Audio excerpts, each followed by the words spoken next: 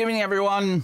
I know it's late in the morning for a lot of you in England and in Europe, but please let me know where in the comments you guys are watching from, where you're tuning in from. I see we've got 1,000 people waiting very patiently in the chat, and we're live across all of the platforms, of course, on YouTube, on Rumble, on Rockfin, etc. So thank you all, and please let me know in the comments where you're tuning in from so I can shout you guys out. We have some very big topics to discuss. So obviously, you know, I wasn't going to come on just to talk about Trump. We have a lot of things to dive into, but because it's the biggest story of the hour, we're going to oblige old Orange Cheeto Man with a few takes here. So we've got people tuning in from Texas. We've got people tuning in from Serbia, from Japan, from the West Coast, from California, from Malaysia, from Quebec, from Cambodia, from Florida, from Macedonia, from Chicago, Thailand,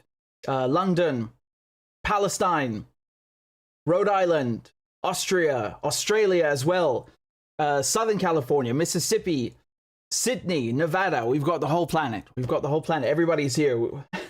Everyone's here for the roll call. Yeah, Pennsylvania, New Zealand, Germany. Excellent, excellent. So let's get down to business, shall we? Let's just dive right in. I suppose. Give me a second to pull this up for you. I've got a million things, right? Okay.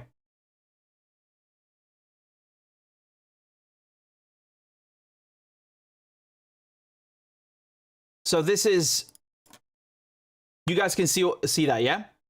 All right.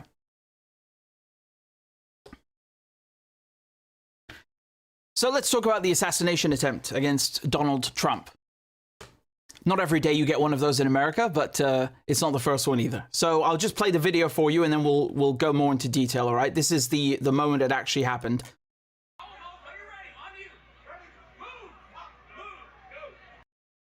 Oh, forgive me. That's them trying to whisk him off stage. Here we go.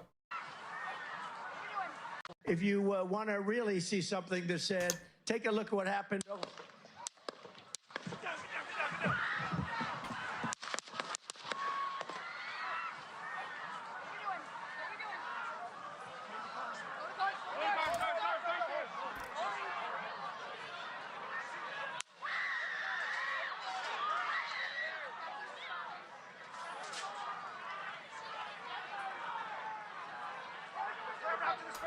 Moving his spear. Hold. When you're ready. On you. Ready. Move. Up. Move. Go. Up. Hawkeye's here. Ready. You ready?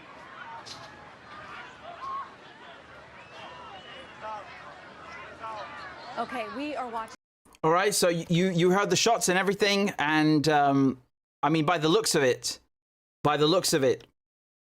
it seems to have grazed his ear. All right, and from the sound and you know the blood, I mean, it doesn't look that serious. Obviously the event is serious, but I mean, talking about medically speaking, I think it was a 22 maybe. It sounded, and just from the damage, it looks like it might have been a 22. Who knows at this point? They're still, you know, they're still coming out with the details right now, but I'll show you the moment they're whisking him off of stage, and you can kind of hear what they're saying, right? I don't know if all of you have seen that clip. It's all just happening in the last hour. But here is the footage, all right?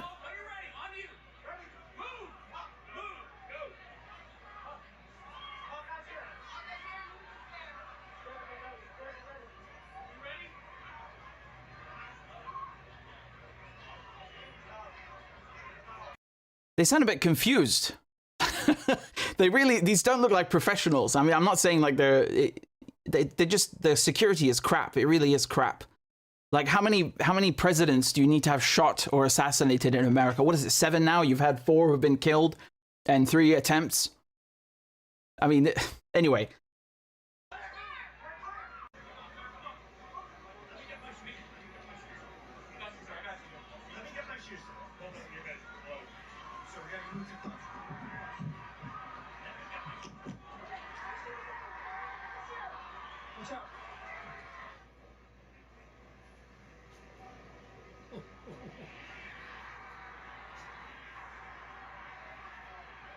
there you go. You see the fist, fist in the air, and when he turns to the side, a bit of blood, right? So he's medically stable. He's even put out a statement, which I'll read to you in a second. But I mean, that image right there is quite powerful, right? Again, do not misunderstand what I'm trying to do here, because you have a lot of how shall I put this, arse lickers who are, you know, in full, oh my god, Donald Trump mode, and we're not going to do that here, because this man himself is an assassin. Yes, Donald Trump is a murderer. If you don't know, then how do you know Donald Trump? How can you say that you know him well? But I'll come back to his exploits and his adventures in just a second. I'll read you some of the statements that have been put out. So this is from Trump himself on his Truth Social platform. He said, "I want to thank the United States Secret Service and all of law enforcement for their rapid response on the shooting that just took place in Butler, Pennsylvania. More importantly, I want to extend my condolences to the family of the person at the rally who was killed, and also to the family of another person that was badly injured. It is incredible that such an act can take place in our country. Nothing is known at this time about the shooter, who is now dead. I was shot with a bullet that pierced the upper part of my right ear. I knew immediately that something was wrong, in that I heard a whizzing sound, shots, and immediately felt the bullet ripping through my skin. Much bleeding took place, so I realized then what was happening." So there you go. And there's an interesting interview that someone gave to the BBC. Let's have a listen to what they had to say. You weren't inside the event, but you were just outside. Tell us what you saw. So we had a party here all day. You can see behind us at the Brinkles Farming Greenhouse here. We had a party, and we all decided, hey, you know, when we hear Trump up there, we're going to walk up through the field, stand by the trees up there under the shade, and watch and listen to the rally. Right? We couldn't see him, but we could hear him. So we walked up, and probably 5 to 7 minutes of Trump speaking. I'm estimating here. I have no idea, you know, but we noticed a guy crawling, bear crawling up the roof of the building beside us, 50 feet away from us. So we're standing there, and, you know, we're pointing at the guy crawling up the roof. And he had a gun, right? He had a rifle. We could clearly see him with a rifle. Absolutely. We're pointing at him. The police are down there running around on the ground. We're like, hey, man, there's a guy on the roof with a rifle. And the police were like, huh, what? You know, like they didn't know what was going on. You know, we're like, hey, right here on the roof. We can see him from right here. We see him. You know, he's crawling. And next thing you know, I'm thinking to myself, I'm like, why is Trump still speaking? Why have they not pulled him off the stage? I'm standing there pointing at him for, 2 or 3 minutes. Secret Service is looking at us from the top of the barn. I'm pointing at that roof, just standing there like this. And next thing you know, 5 shots ring out. So that's the most important part of the clip, all right? Listening into what he's saying, just these last 20 seconds. And rifle. And the police were like, huh, what? You know, like they didn't know what was going on. You know, we're like, hey, right here on the roof. We can see him from right here. We see him. You know, he's crawling. And next thing you know, I'm thinking to myself, I'm like, why is Trump still speaking? Why have they not pulled him off the stage? I'm standing there pointing at him for, 2 or 3 minutes. Secret Service is looking at us from the top of the barn. I'm pointing at that roof, just standing there like this. And next thing you know, 5 shots ring out. So you're certain that the shots came from that guy on the roof? 100%. 100%. And he was up there for a couple of minutes. He was up there. You saw him up there for a couple of minutes. Absolutely. At least 3 to 4 minutes. And you were telling the police and the Secret Service? We were telling the police. We were pointing at them for the Secret Service, who were looking at us from the top of the barn. They were looking at us the whole time when we were standing by that tree. Could they see binoculars? Could they see him? Probably not, because the roof, the way the slope went, he was behind where they could see. But why is there not Secret Service on all of these roofs here? I mean, this is not a big place. Did you see, I mean, obviously everyone, when the shooting started, everyone was very panicked. Okay, so do you understand what he's trying to explain, just to cut the clip short, because it goes on for another 2 minutes? He says that he saw the shooter on the roof. They tried alerting the police, the authorities, the Secret Service, and they didn't do anything. Now, honestly, I don't know what to make of that. I mean, if you're suggesting that there's a conspiracy afoot, then why isn't Donald Trump saying that himself? I think Americans just like to think that they are the best at security. They like to believe that, and they're proven wrong 7 times. 7. You have 4 presidents that have been shot dead. Okay, McKinley, Abraham Lincoln before him, JFK, and then you also have what's his bloody name? The 4th one I'm forgetting. What was it, Garfield or something? Yeah, I think it was Garfield. And then you also have, in addition, Roosevelt, Theodore Roosevelt. They tried to assassinate him. Now you can add Donald Trump to that list of attempted assassinations. And you also have the 3rd one with Reagan, right? Remember, there's one clip of Reagan where there's another bang that goes up and he says, "Miss me," which was him. That was not the actual attempt. That was afterwards. But they got him into a car back then. So you have multiple lapses of security going back several centuries in America. And they just like to think that they're the best. And so everything is a conspiracy to them. At the same time, yes, I mean, they have, you can definitely look at what's been happening in the last few months with Democrats and them trying to block Donald Trump from running. Yes, of course, they're trying to use what is known as lawfare. So they did the same thing with Imran Khan in Pakistan, except over there, much more serious, and he's actually in jail, right? So they used a vote of no confidence, got him barred from running, etc. So they have been trying to bar Donald Trump from running, and they have been trying to demonize him, blah, blah, blah, blah, blah. Yes, fine, but that doesn't necessarily mean that they sat. I think that if they wanted to kill him, they would have found someone who can do it. So in any case, it's too early to tell. But if that's what this guy's suggesting, I mean, he didn't go ahead and say it. He just said, from what I can understand, he's just saying that they're incompetent. They couldn't see the guy, and they didn't take the warning seriously. All right.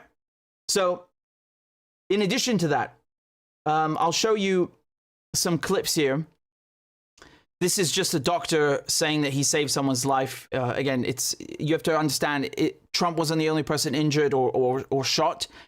In addition to Trump, the shooter was shot and killed, okay? Or rather, let me rephrase that. In addition to Trump being hit, there are 2 people who were also shot, and only one of them was killed. It's the Secret Service who killed the shooter, and then we also have an attendee who was injured. Listen to the doctor himself tell the story.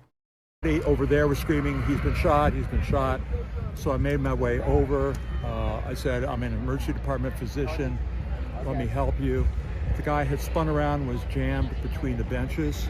He had a headshot here. There was lots of blood, and he had brain matter there. And so I got him.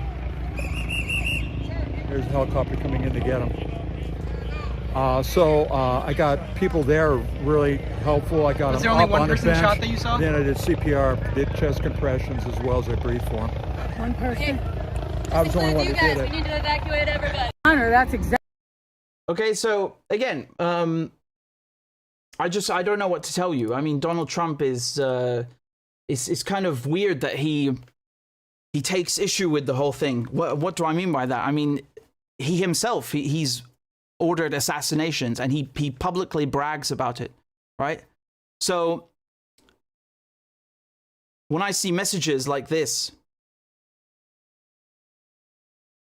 from Biden and Bill Clinton, I mean, I find it kind of funny, right? Because they all use the same phrase here. They say there's no place for this kind of violence in America. Okay, notice this sentence. You see it all over the place right now. All right, this is from Biden, Bill Clinton, saying he's heartbroken over it. I mean, every single, even Keir Starmer in the UK issued a similar statement. You're seeing this from everyone. Bernie Sanders as well. Bernie Sanders also put out a statement. So it's like, it's incredible how much affection they have for him, right? It's incredible because they keep saying how dangerous he is and he's so Hitler-esque. And then when he's injured during an assassination attempt, they seem to be concerned. Now, I mean, you can take it 2 ways. You can either think they're being completely serious, which is one thing, or that they're being backhanded in their comments. Now, I just find it funny because they like to demonize each other, but when it comes down to it, this sentence right here about political violence in America is a joke. What does this mean, that there is no place for this kind of violence in America? Explain that sentence to me. Why is there no place for this kind of violence in America? I just told you have 7 US presidents, former and sitting, okay, who were, so 4 of them were killed and 3 were implicated in attempted assassinations. You have more bombs that are exported from America than any country in the world. You have more assassinations and coups that are exported from America than anywhere in the world. How is it that there's no place for this kind of violence in America? What does that mean? That's nonsense. America is the place for violence. It is. This stuff that happened to Trump says a lot about the society, American society. It's a sick, evil society because it's just purely set on violence. You know, everybody can have a gun. Everybody can shoot at each other. You can go and buy a gun and shoot the president today. You know, it's just like an obscene spaghetti Western. That's the only way I can describe it. And it's to the point that it spills out from the country. It's exported around the world. So when you say that there's no place for this kind of violence in American society, I think that's a joke. I think that's ridiculous. And when Donald Trump and his supporters are offended by Donald Trump almost being assassinated, I also find that hypocritical and funny because they had no problem with Donald Trump assassinating other people. They encouraged and celebrated this. Do you know who these 2 gentlemen are? General Soleimani, Abu Mahdi al-Muhandis. Donald Trump murdered them. He assassinated them and bragged about it. And he not only killed them, he killed them and their entourage, so it's about 8 people in total. And he killed them while they were carrying diplomatic passports. So he not only assassinated them, he assassinated diplomats. So that's a violation of the Vienna Convention as well. And he did that while they were in Iraq at the invitation of the Iraqi prime minister. And then he uses the AUMF of 2002. So he even, like, he plays with American law, right? That was for the invasion of Iraq, which, I mean, it's still illegal, but even by American standards inside of the United States, he plays games to find justification for murder, for assassination. He uses some ridiculous military order for an authorization for use of military force by Congress to justify assassinating people. All right?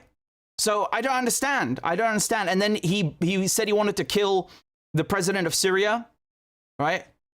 So this is documented in many books. There's Trump admitting it on camera. He said he wanted to kill Julian Assange as well. Look. He's going to talk about WikiLeaks. You had nothing to do with the leaking of those documents. I think it's disgraceful. You do think it's disgraceful? I think there should be like death penalty or something. We're also he's going to talk about WikiLeaks. You heard that? You had nothing to do with the leaking of those I think documents. it's disgraceful. You do think it's disgraceful? I think there should be like death penalty or something. I think he should be given the death penalty. And then, of course, we all know Donald Trump put Julian Assange in prison. Now, if you don't think that's slowly killing someone, I mean, I'm not even going to get into that because of how ridiculous it is. We saw the guy have a mini stroke in court. So, yeah, they were killing him. And Donald Trump started that with Mike Pompeo. So, you know, this is you could call it karma in a way. You could call it karma. But I suppose karma would be a drone strike. That would be karma for Donald Trump, is if a drone would have hit him while he was traveling somewhere. That would be karma, because this was nothing. Here, I'll read you this from Colin from Habibi, who says these politicians are now saying there's no room for political violence. When Trump is nearly assassinated, should take several seats, considering the political violence. You are all complicit in foreign nations right now, and you all don't give a damn about that. It's from Caitlin Johnstone. The Western political media class hasn't been this sympathetic and supportive toward Trump since he bombed Damascus. I agree. How funny, right? How funny. There's another one she put here. She said that was a close one. America almost had 2 presidential candidates with no brain. A lot of hypocrisy going around, man. A lot of hypocrisy. So, you know, it's difficult to feel sorry for someone like Trump. It's very, very difficult. He's a killer. You understand? He's a killer. He's a murderer. And I haven't even mentioned the children, the civilians that he's killed when he kept all of the wars going that he was handed over by Obama. Every single one. Every single one. The sanctions, he even added to the sanctions, which is siege warfare. Forget about that. I'm not even talking about that. I'm talking about political assassinations. Murdering a head of state or a foreign leader. And I mean, to be honest, he almost started World War III with this, you know? The only reason you didn't have World War III is because the Iranians didn't fall for the bait. That's the only reason. People think Trump didn't start any new wars. Fuck off. Fuck right off. If someone assassinates the Minister of Defense, the UK or the US would declare a war. Okay? The only reason the Iranians didn't do it is it's not stupid and violent. That's the only reason why. So he almost started World War III with that, and they didn't fall for it. But he is just as much a killer. All right? Make no mistake about it. Make no mistake. I'll show you something that made me laugh, because I think this one is definitely backhanded. This is from Maduro. Guess what? I don't know if Trump tried to assassinate Maduro, but he certainly tried to send a bunch of armed goons to coup him, to oust and depose him. So listen to what Maduro had to say. You can't. There are no subtitles, but the text is. You can read the text up here. All right. Cuando iba saliendo de Guanare, recibimos una noticia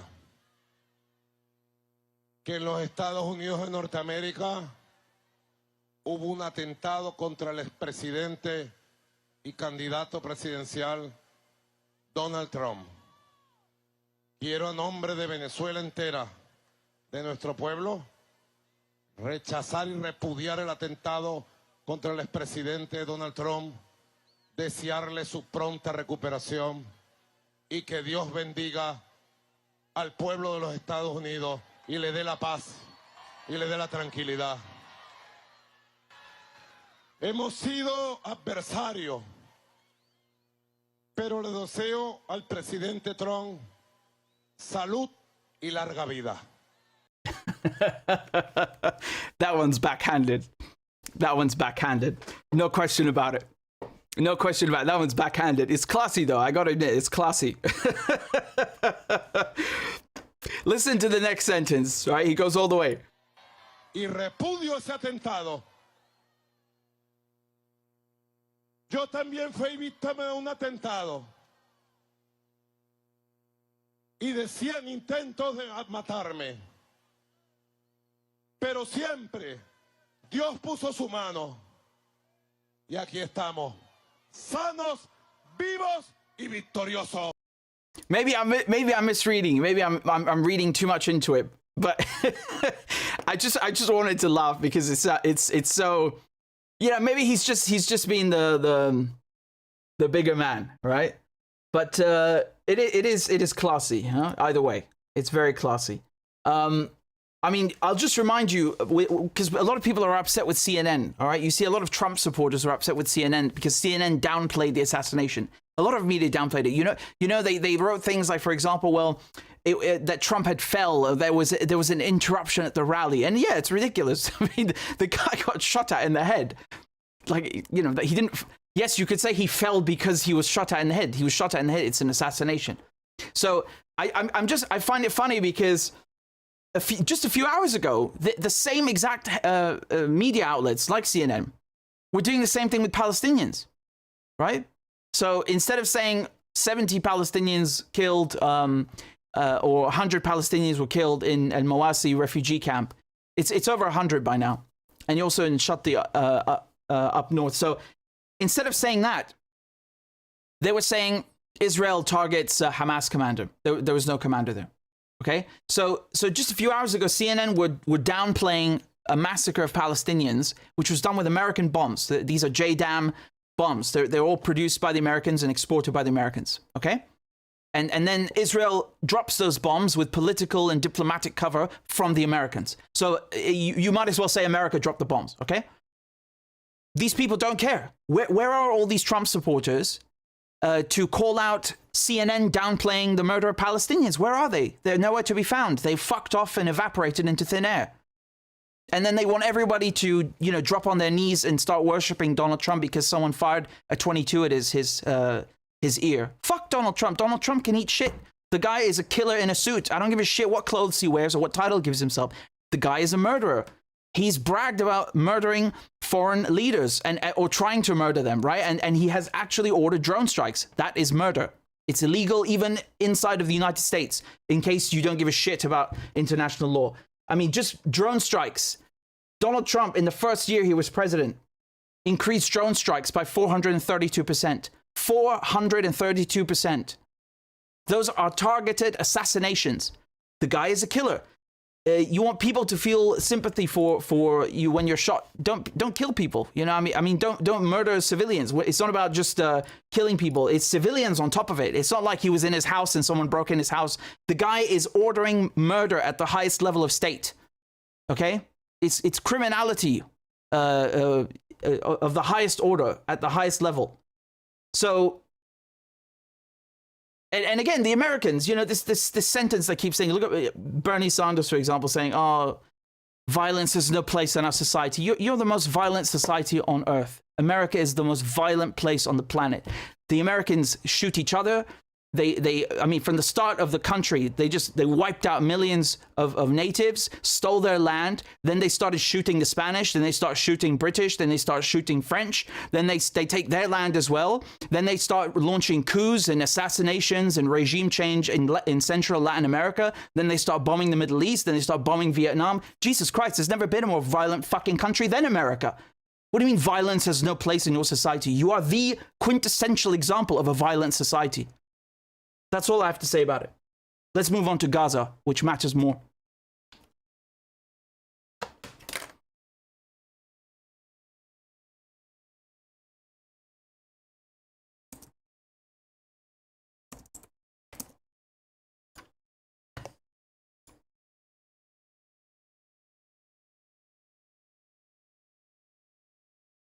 So let's look at what happened in Mawasi refugee camp, all right? So today, Israel did this to the Palestinians in Gaza.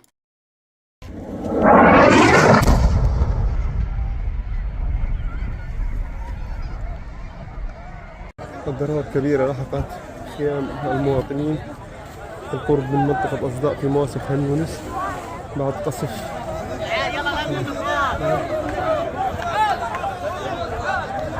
حالة من الذعر والهلع. ألوفات من الخيام تواجد في هذا المكان. You see that very start of the video, you can see the bomb falling. You see that frame? I'll pause it right there. There it is. In the top left corner. Those are JDAMs. They're made by the United States. They're exported by the United States, given to Israel.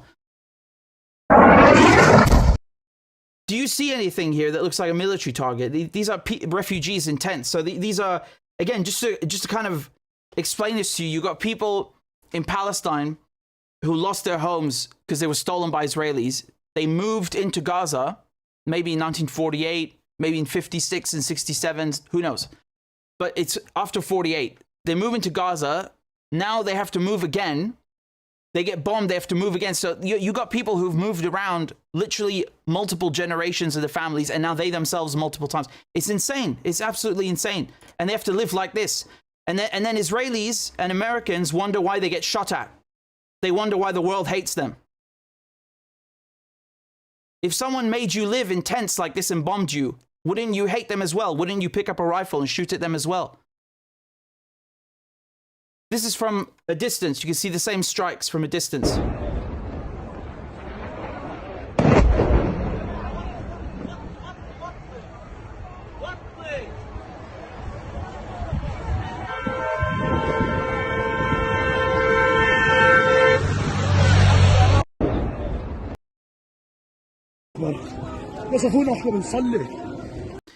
They even killed people who were praying. So this video, they set up a makeshift prayer hall because the mosque had been bombed. They couldn't use the mosque anymore. So they made this, and they get bombed while they're praying.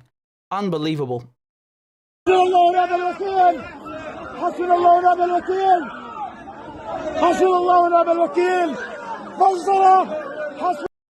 I mean, imagine if someone had done that to, I don't know, people in Europe in a church, or people, Jews who are in a synagogue. Imagine someone dropped a 500-pound or a 1,000-pound or 2,000-pound bomb on their heads while they're praying.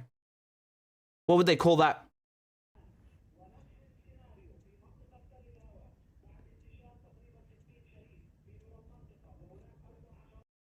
I mean, it's just it's awful. Really, it's awful. It's so much. It's so much. You got at least 100 people killed. The wounded, I don't know how many it is. 200, 300 wounded. I don't know. Who can count at this point? You've got no emergency services and aid workers to even count the people. There's no infrastructure. Where do you report the numbers to? Who can lift the rubble to even see what's underneath? There's nothing. There's nothing left. People have to do this with their bare hands. There's no equipment.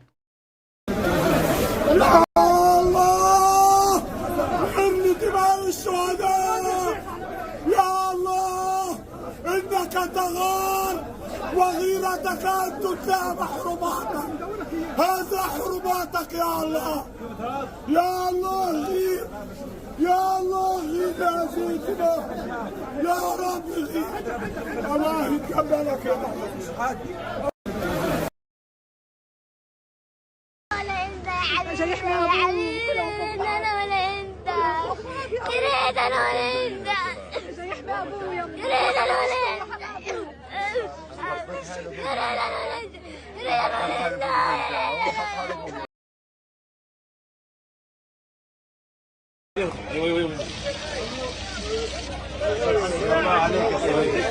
لف راسه خليه لف راسه عشان وي وي وي لف راسه بسم الله يا احمد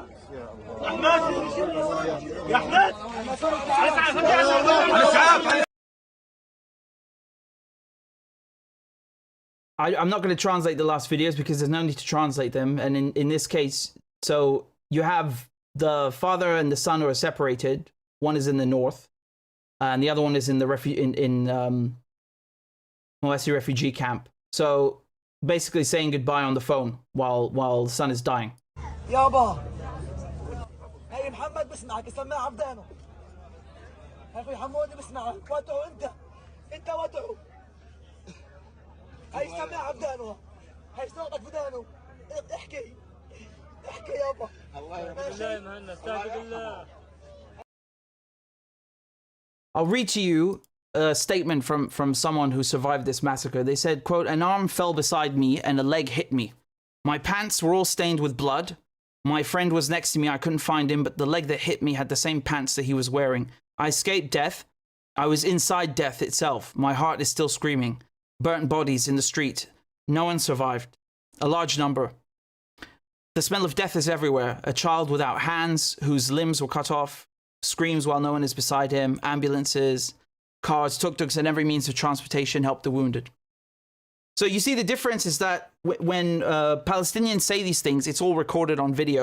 The Israelis, they like to say things like this on October 7. To this day, we haven't seen a shred of evidence. And we found out that they killed a lot of their own people, right?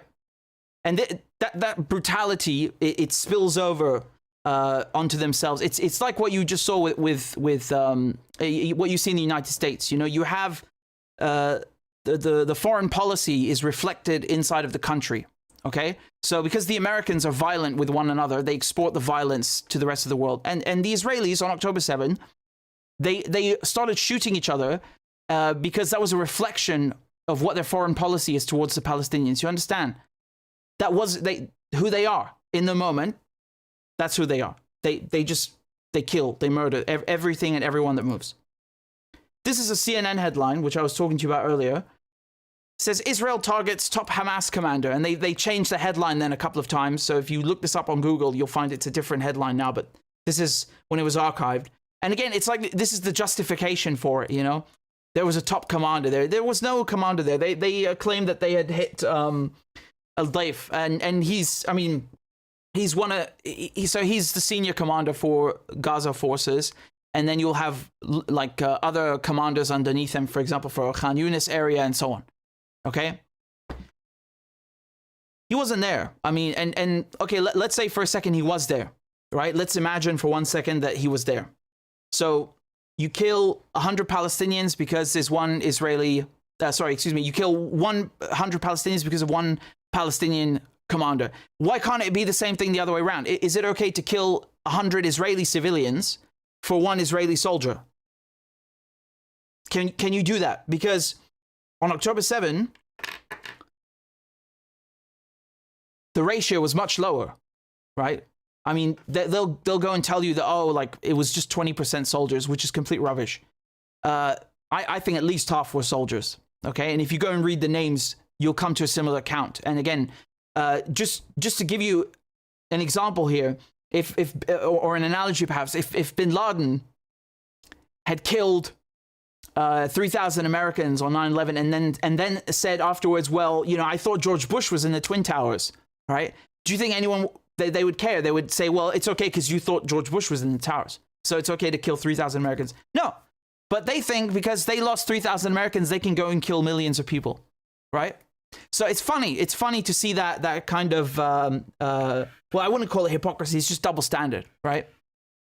It's a double standard. So they can kill as many civilians as they want, and they can say it's because they thought a commander is there.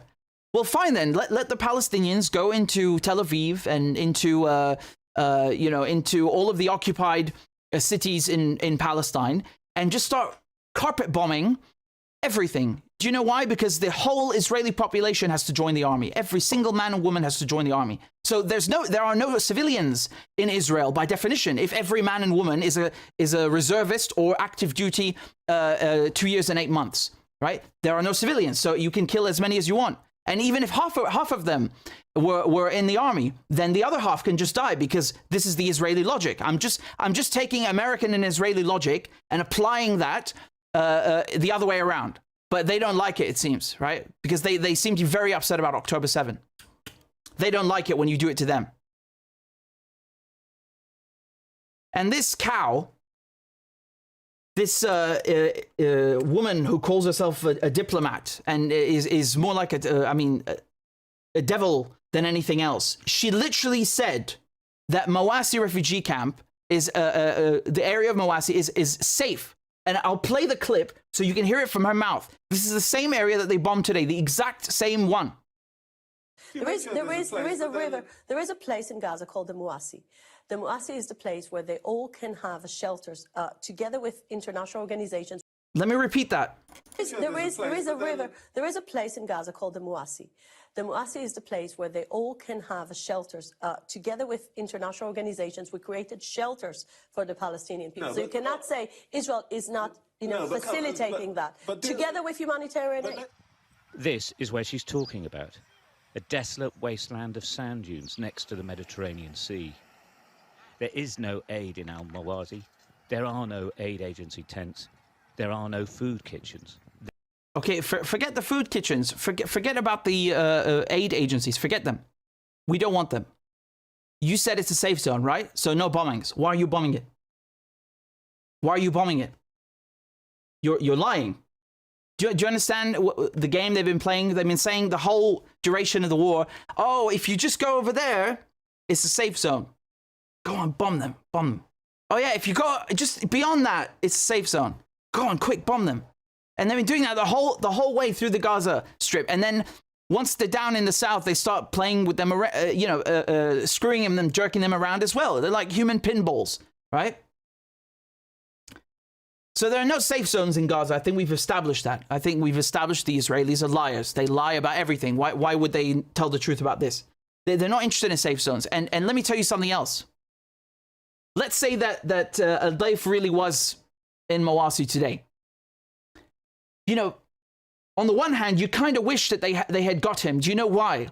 Because every time the Israelis kill someone in the resistance, they end up making the resistance stronger. I've never seen such stupid people in my life. They're such morons. They just keep murdering, Hamas commanders, Hezbollah commanders, thinking that this is going to help them, and it just keeps making Hezbollah and Hamas stronger. They just won't learn their fucking lesson. They're truly the dumbest military strategists in history. There has never been dumber than this. They know the result every single time. You want to talk about the 1980s, you want to talk about 2 weeks ago, it's the same exact result every single time. I was just talking about Soleimani. Same result. Pick anyone you like. It's the same result. You're going to make them stronger. They keep doing it. I guess we should maybe thank them. I don't know. Should we, We should maybe thank the Israelis for being so stupid, so dumb, and just, you know, this arrogance it transpired in October 7 because they didn't even bother manning the posts properly. They thought, oh yeah, look at us, we're so technologically superior. No one's going to get through this wall, and they got screwed. So okay, you know, keep working towards your own demise. I'll read you this just for contrast, okay, since we're talking about American presidents today. So this is in 2002. President Bush issued one of his sharpest rebukes against Israel today. One second, I'm just reading it again. Okay, so President Bush issued one of his sharpest rebukes against Israel today, denouncing as heavy-handed the attack that killed a Hamas leader and expressing regret over the loss of innocent life. So do you know how many people were killed? 14 people, including several children. Okay, so just for killing 14 people back then, George Bush, can you imagine? George W. Bush, you know, the guy who invaded Iraq, the guy who invaded Afghanistan, the guy who started the war on terror, the guy who created the Department of Homeland Security, one of the biggest murderers in history. George Bush got angry at the Israelis for killing 14 Palestinian civilians. George Bush. Do you see that? I mean, Joe Biden and neoliberals in general, they've managed to out neoconservative the neoconservatives, which is why you have all the neoconservatives going to the Democratic Party. No surprise, right? It's no surprise David Frum and Bill Kristol, you know, all these perhaps you don't know their names because they were in the background running the Republican Party when you would see Bush and Cheney in the front, but they are the neoconservatives of that time. They are now all in the Democratic Party, and they are avid supporters and ardent defenders of Joe Biden. So I guess it's no wonder, right? It's no wonder. Amazing, amazing. Just for contrast, right? I never thought I'd be praising George Bush in a sense. I mean, I'm not really praising him, but Christ, I mean, it really speaks for itself. And today, not a single statement about what the Israelis have done. Not even oh my God, that's bad. Nothing. But they rushed to issue statements for poor old Donald Trump. Poor old assassin, sanctioner, and starver of civilians, Donald Trump. Poor him. Poor him. Everybody did it, right? Blinken, Bernie Sanders, Joe Biden himself, Bill Clinton, Hillary Clinton, all of them. Everyone and their uncle went and issued condolences and well, not condolences, but expressed their sympathies for poor old Donald Trump, right? Not a word about 100 Palestinians. And to make matters worse, this didn't just happen in the Mawasi refugee camp. Shati as well. 15 killed there. So I mean, if you just count all the camps, right? Because it's difficult to lose count. But just put aside the number of people killed, just the principle of having all these refugee camps, Jabalia refugee camp, Shuja'iyya refugee camp, Shati refugee camp, also Mawasi refugee camp. Why are there so many refugee camps there? What does that tell you? It's because the Palestinians have been forced out of their homes, right? You have refugee camps in the same country when people are internally displaced. Who internally displaced the Palestinians? The Israelis. Do you understand? So many of these people in Gaza don't even come from Gaza. They come from maybe just outside of Gaza. You know, the October 7 settlements that were attacked, which they tell you belong to Israelis. No, no, those are Palestinians who attacked their own old homes that have been taken over by thieves, okay? If someone steals your house and then you come back, or your son comes back and attacks the house, it doesn't make it someone else's house. It's still your fucking house. You're just trying to take it back. That's exactly what happened on October 7. And some of them maybe don't come from just outside of Gaza. They maybe come from Jerusalem. Maybe they come from, from Jericho. It doesn't matter. But they come from different areas of Palestine. And they were all just kicked out of their homes and scooped up into Gaza. And now, on top of that, they're bombed and bombed and bombed. And before 2005, they were also occupied, just like West Bank is occupied. So it's like it's a never-ending cycle of despicable and just horrific violence. I mean, you know, I want to call this here, this image right there. You see the tents being blown up. I want to call it adding insult to injury, but it's really adding injury to injury. Literally, physically, literally. Okay, adding injury to injury. Never thought I'd be saying such. It's insane. It's insane that you can do this to people, and then you want them to be diplomatic. You want them to be quiet. I mean, what have the Palestinians not tried? Have they not tried a million accords? Have they not sat down with the Israelis? Didn't they sign their land away to the Israelis? Have they not tried diplomacy? Did they not try the United Nations? Did they not try the International Court of Justice, the International Criminal Court? What have they not tried? What have they not tried? So in any case, you know, this is the main story. I don't really care about Donald Trump. I care about 100 Palestinians being slaughtered like this. I care about refugees being bombed in tents. Because Donald Trump is going to keep doing the same thing. I mean, make no mistake, he's just as much a Zionist as Joe Biden, you know? Even Joe Biden and all the presidents before Joe Biden, so with the exception of Donald Trump, didn't do what Donald Trump did. No U.S. president violated UN Security Council Resolution 242, for example. I'll come back to that in a second, by the way. But I just wanted to kind of underscore the brutality of this. It's so awful. You can't even keep track. And then we haven't even counted the people that might die tomorrow because of injuries they've sustained or because there's no medicine coming in. And, you know, at the end of the day, if you want to argue about whether it's genocide or it's not genocide, I really don't give a crap what you call it. You can call it, I don't care. You can call it a conference if you want. I don't care. Maybe the Israelis should just get out of Palestine, then we don't have to have a debate about what we call it. How about that? Just get out of the country, stop murdering people. But it's very simple, you know? Just leave, go. Take your first passport out from Romania or from Morocco and go back. Stop murdering people.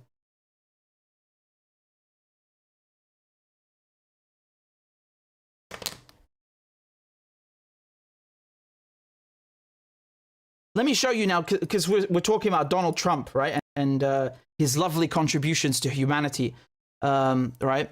So it's very convenient that he came up. So here are two Israelis, all right? Here are two Israelis that were killed while driving their car. But that's the headline from the media, right? They're innocent civilians. They were just driving their car. What they don't tell you is that these two were living illegally in the Syrian Golan Heights, which Donald Trump, if you remember, recognized because obviously Syria belongs to the United States. So, you know, King Donald Trump has dominion over these lands.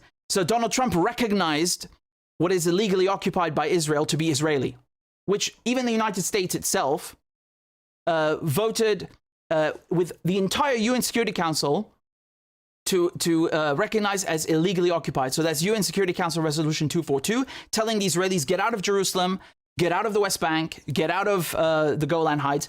But back then, one of the tricks they used is they didn't call it, they didn't name them like I just did to you. They just called them occupied territories. Again, you know, being clever little people. Here he is, Donald Trump, getting a settlement named in his honor by Netanyahu called Trump Heights. I mean, have you ever seen such a cheesy, corny thing in your whole life? Who the hell wants to go live in Trump Heights? I mean, Jesus Christ.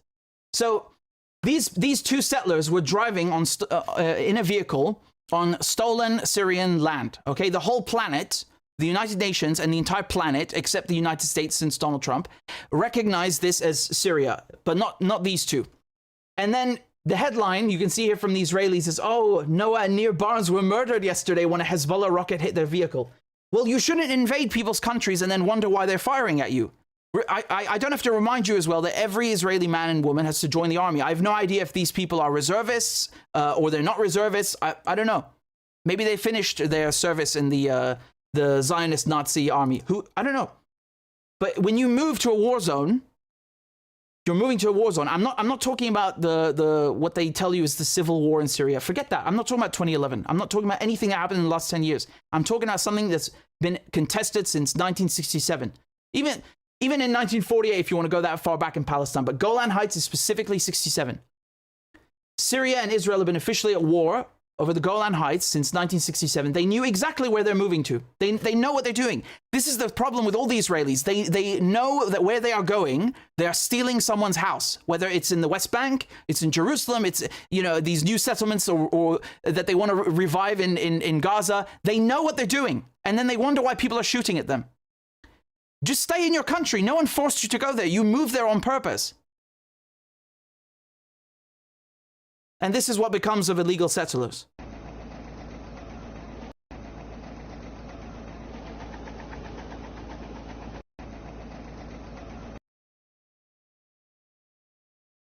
So Hezbollah, what they've been doing is they've been firing, if you will, to the side. I'll show you a map and try to explain the significance of the Golan Heights in a second, because I'm going to come back to some of the drone strikes that they've launched. But it's amazing. It's amazing watching these war criminals work together, you know. So if you have any doubt of what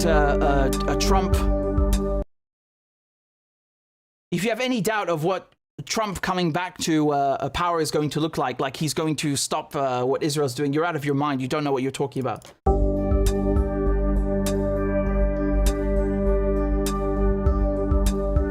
All Israelis were deeply moved when President Trump made his historic decision to recognize Israel's sovereignty over the Golan Heights.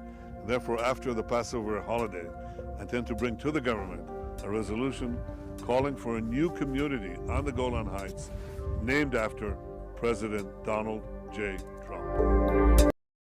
Jesus, I mean, really just the corniest crap you've ever heard. So, so let me show you what Hezbollah have been getting up to on the Golan Heights. And by the way, I remember there's a British woman, and I think her 2 children, or so 2 daughters or something like that, who moved to the West Bank from London. It's about 2 years ago now. And they got murdered. I mean, murder is the wrong word, but they were killed. They were killed by a Palestinian. Again, this happened in the West Bank. You're not supposed to be in the West Bank. You're an illegal occupier. You're a settler. Why do you leave the UK and you move to a war zone where you're not wanted and you know what you're doing is going to piss people off? Why do you go there? Why do you put your family at risk? Why do you put yourself at risk? You don't have to go there. Your job doesn't require you to go there. There's no necessity for you to go there. You leave a safe country and go and become part of a problem in the region. Literally, a regional problem. Unbelievable. It's like, you know, and then they blame the Palestinians. They blame the Syrians. They blame the Lebanese. Why are they shooting at us? They hate us because we're Jewish. No, they hate you because you're on their land. Now leave. Just go. Very simple. They don't, you know, if they hated you for your religion, they would check what religion you were before firing at you. But they don't, do they? Because they don't care. It's irrelevant. Completely irrelevant. So the New York Times, of course, they mention the names of these 2 settlers, but they won't tell you the names of, I don't know, 100 Lebanese civilians who've been killed by Israel since October 7. And again, those are actual civilians, not people who pretending to be civilians, who are actually reservists in the Israeli army, or in this case, the Lebanese army. They're actual civilians, right? I don't know if these 2 are civilians. Just because they're wearing, they're out of uniform means literally nothing in Israel. Absolutely nothing. So, you know, the New York Times, they'll talk about their names. The media will talk about them, but they won't tell you about the other casualties, right? When they talk about, oh, is there going to be a war between Lebanon and Israel? Oh, no, the tensions. Like, you know, Hezbollah are adding to the problem by killing these 2 people. Unbelievable. Anyway. So let me show you, speaking of the Golan Heights, what we're talking about here, because there have been some huge developments. All right. So Hezbollah launched their largest airstrike since October 7 against the Israelis. And again, just to be specific, they did this in the Golan Heights, which are in Syria, but they happen to be occupied by Israel. All right. So this is an extremely strategic place. Just to give you an idea. Okay, this is Syria, the Golan Heights. Do you see the dotted lines here? These dotted lines, this area, these are the Golan Heights. Just so you can see the topography of what we're talking about. Look how high that goes. Jabal al-Sheikh, as it's called, right? Or in English, Mount Hermon. Look how high that goes. Over 2,000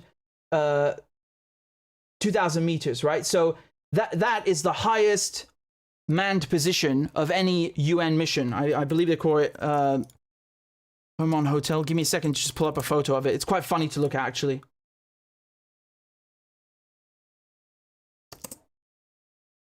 Yeah. So that's the highest elevation of any UN, any manned UN position in the world. All right. It's right at the top of the mountain.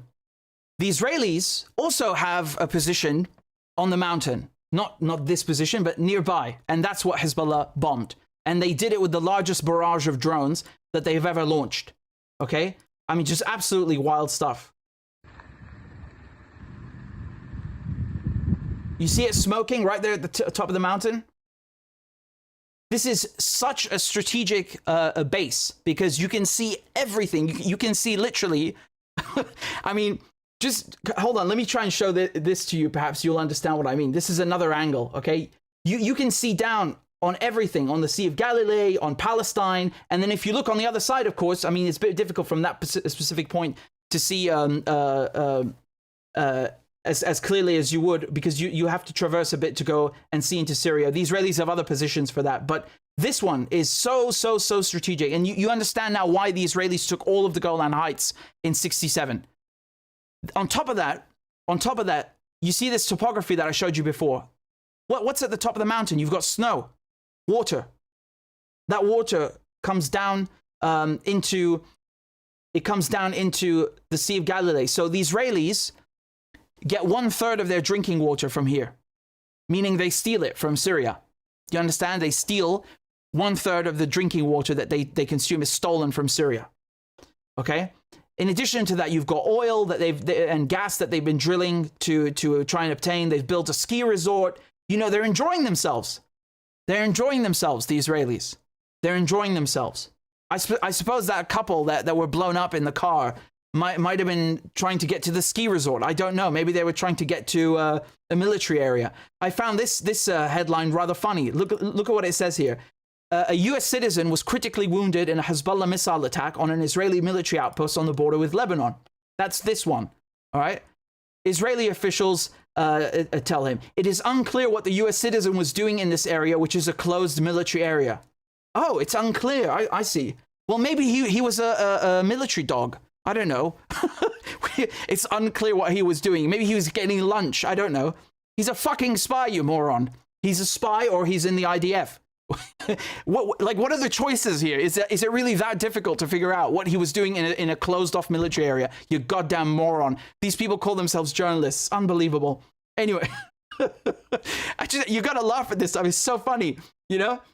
So Hezbollah, in addition to striking this, all right, in addition to launching their largest airstrike, because when they say airstrike, I mean, now they have the capability to fire rockets from drones that are in the air.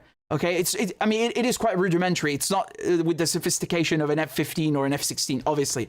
Nevertheless, it's technically an airstrike. But that's not what happened here. They're not talking about that first airstrike that we saw back in May. What they mean here is they fired a bunch of drones. Okay, so those also count as an air barrage. So they just fired a whole bunch of them.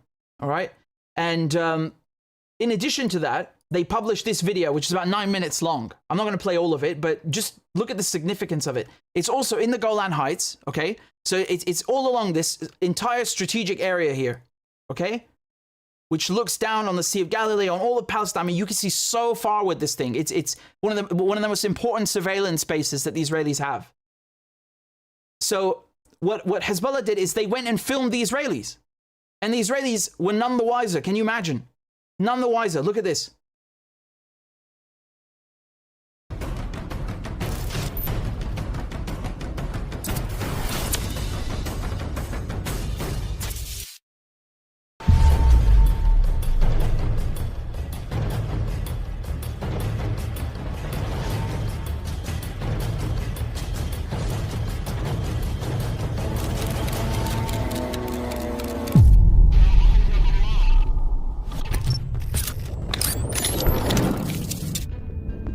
All right, this is episode 2.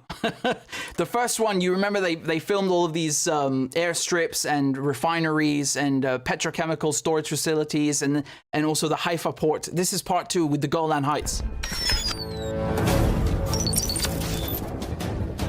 Okay, that's the Golan Heights. That's the Sea of Galilee.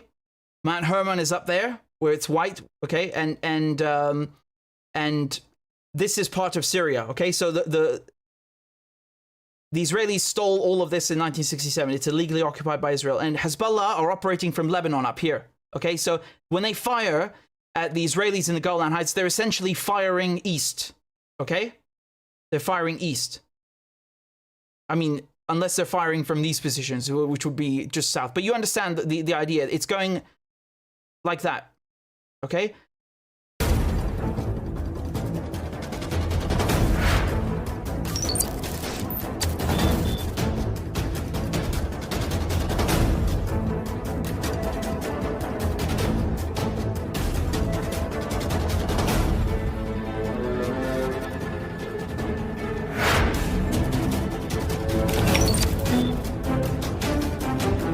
So that's a radar facility, okay, radar station. So these are not just random Israeli military sites. They're the most top secret ones that the Israelis have.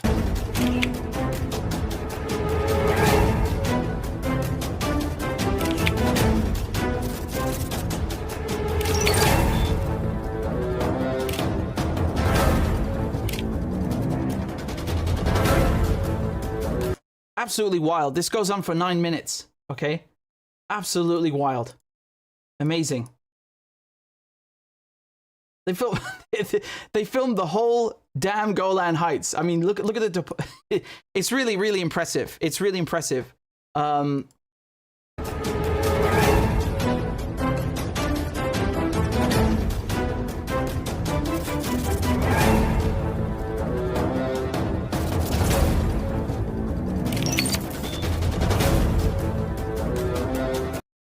So you're not hearing about these developments, I take it, on Sky News or CNN or any of that because of how embarrassing they are. Rarely will you hear any of this. It's really that bad for them. I'll show you some of the barrages they've been launching. So this is a mix of footage from. This is 8th of July. Okay.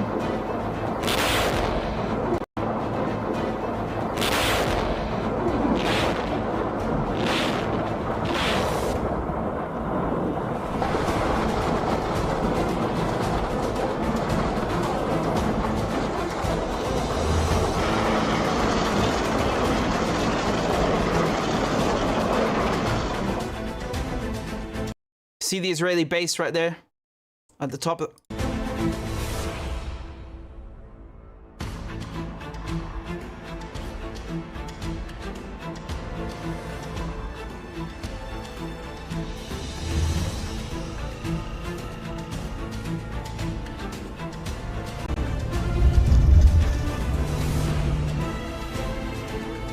It's amazing because they don't even have any Iron Dome left to shoot down the rockets. Because again, these are quite rudimentary rockets. They're not missiles or anything. They should normally be able to take them down with Iron Dome. Can't do it. There is no Iron Dome left. And then on top of that, so they're not only disrupting the surveillance capabilities, they also have to then. So they're also putting a lot of stress on the. Public on the public sector and civil defense when they have to then dispatch all of these firefighting crews and ambulances and police and civil defense to evacuate people because everything is on fire. Really just an amazing mess. I mean, on the one hand, you could look at what's happening, what Hezbollah are doing, and consider that even more impressive than what the resistance in Gaza are doing. Although I feel it's unfair to say that or compare them because they're just different. They're different kinds of warfare, right? They're different kinds of warfare. What they're doing in Gaza is very close quarters, urban. I mean, here just the topography itself is different. The weapon systems that they're using are just different because it requires different ones. You know, you don't see Hamas setting up Katyusha rockets every second, for example, because they just don't need them in that environment right now. So, nevertheless, it's brilliant in its concept because Hezbollah are putting pressure on the Israelis from the north. Just going back to the map, okay? Again, look where we are. We're in the north of quote-unquote Israel, okay? We're in the very, very north here. This is between where Syria, Lebanon, and Palestine converge, okay? That's the Golan Heights. Gaza's down here, right at the bottom. So by giving the Israelis hell up in the north over here, you're drawing their forces away from the south in Gaza, okay? So they have to go up to Lebanon, up to Syria, to deal with that. And we know for a fact that that's been working, and it's been in effect since October 8th. So immediately, you know, they jumped in, Hezbollah. Here's some more footage. This is from earlier today. Okay, this is the Burkan rocket. Again, these are very, they're designed to cause enormous damage. The warheads inside weigh about 200, 300, 400, 500 kilos, depending on the model that's being used. And from an auditory point of view, they're also meant to cause psychological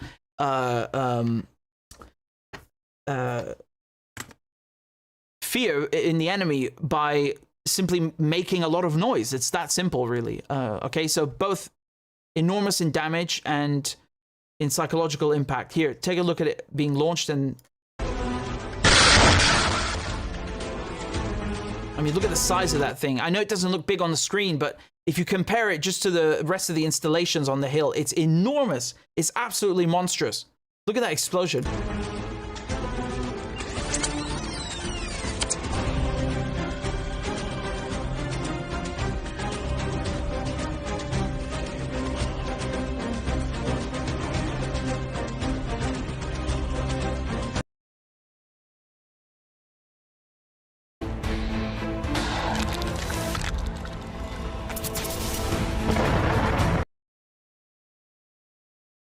Okay, so these are different units that are being used. These are new. This is also artillery, but we're not talking about rockets. We're talking about precision-guided shells. These are new. They've just introduced them or just started using them in any case. Man, I swear to God, this is something that you know, because speaking of psychological impact, the Israelis not knowing what Hezbollah have in their arsenal is a fear factor in and of itself, because you don't know what they're going to pull on you, or you know, once the real war starts, or the hot war, if this isn't already a hot war. Now, this again is not a major development, but still an interesting one nonetheless. And we saw this is the first video evidence of it being used in any case.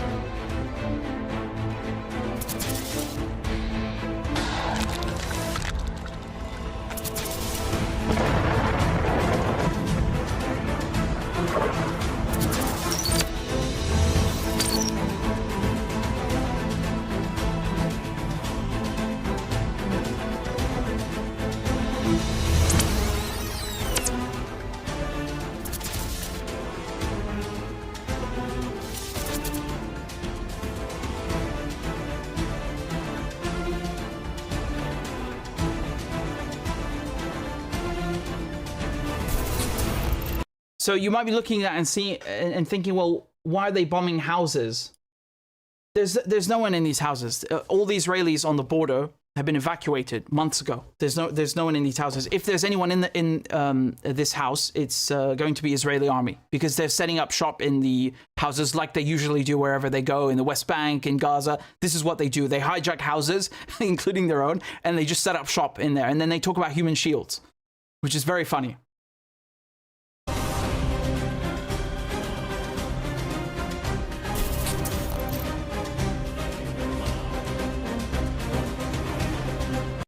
So again, the idea is keep the Israelis distracted from Gaza, put pressure on them, but don't turn it into a full-fledged war. That's the whole concept behind the Hezbollah campaign. And of course, put pressure on the public sector. We got to bust the settlers away. Where are we going to put the settlers? Got to put them in hotels. All of this costs money, it costs time and energy, and it distracts the Israelis from Gaza. Because, again, as bad as it is in Gaza, there is absolutely no doubt it would be even worse without what Hezbollah are doing. Without question. Just from a logistical point of view, they would not be able to do as much damage as they would now that Hezbollah are distracting them militarily and also in their so-called civilian or public sector. It's just a logic, right? It's just plain simple logic. Now, just to go back to the start of the video, I used to get I would always be confused by the videos because they wouldn't blur anything out. Now they blur too much out. So, well, better more than too little, I suppose. Better too much than too little. But you can see that there's a bit of a cement structure there. So it seems they've put this in the ground, right? To hold that, and I'm assuming it's covered with overgrowth or shrubbery afterwards. And just from where it's being fired, I mean, I showed you another video last week of this rocket battery coming up from the ground and then firing at the Israelis. It's quite amazing, honestly, how they're able to conceal these things.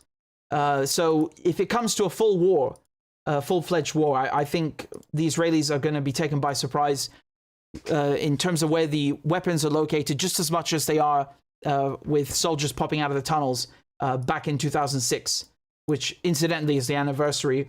The anniversary was a few days ago.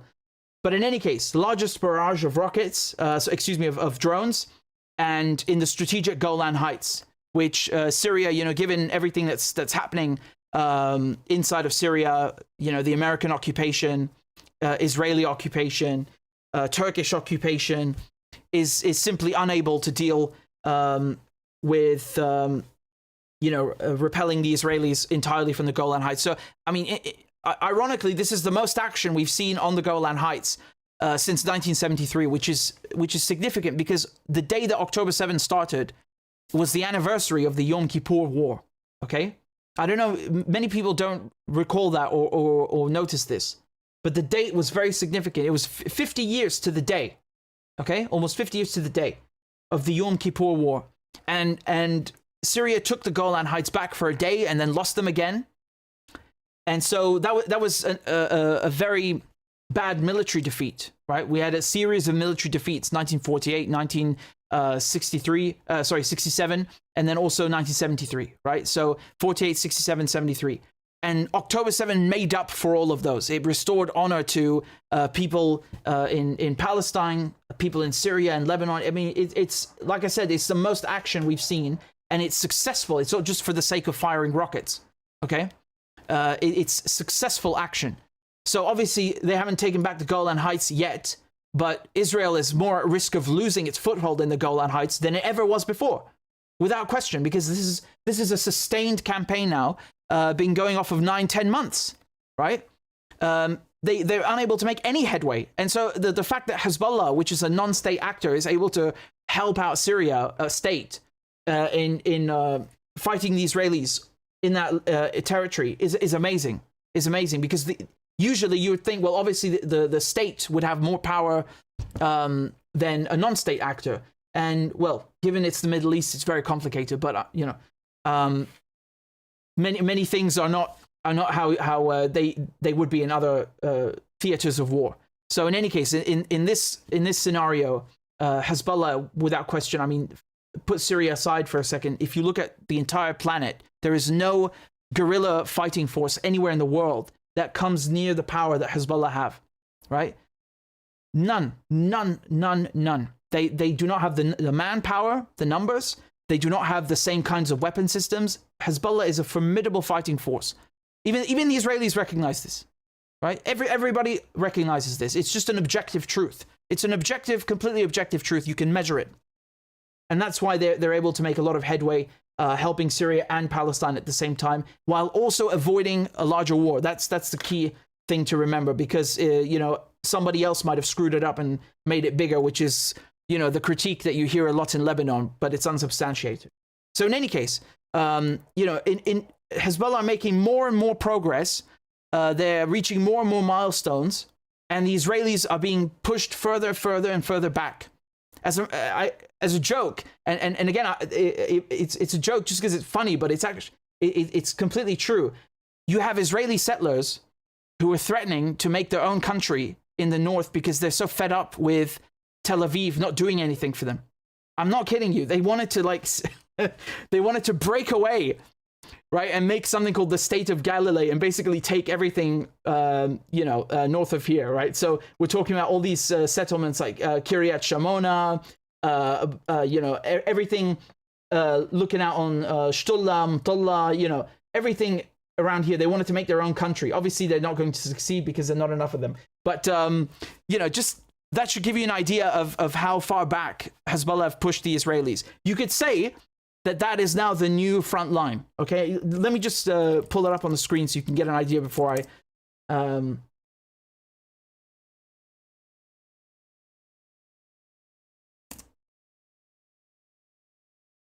just so we can have a laugh at it.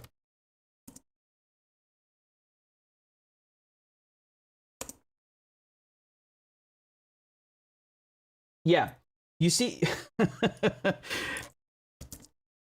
look at that. So you could say the new front line is everything down here underneath the red. Okay, that's how far Hezbollah have pushed it. It's a remarkable achievement, truly remarkable.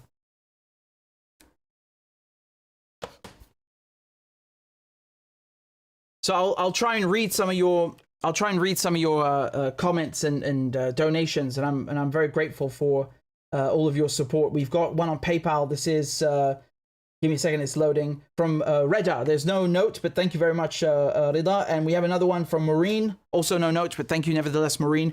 And remember, YouTube demonetized the channel. They don't like they did it after October 7 because of too much truth telling. So if you're able to, please support the channel. And I first and foremost ask you to donate to the Palestinian charities that are in the description. Let me paste them in the description, in the chat for you right now as we're live, so you can help. The first one is for displaced and disabled children in Gaza, and the other two are Christian charities in the West Bank. Right, so for not Gaza, but for Palestine in general. So I posted all three of them in the chat, and they're also in the description. And thank you to everyone for your support.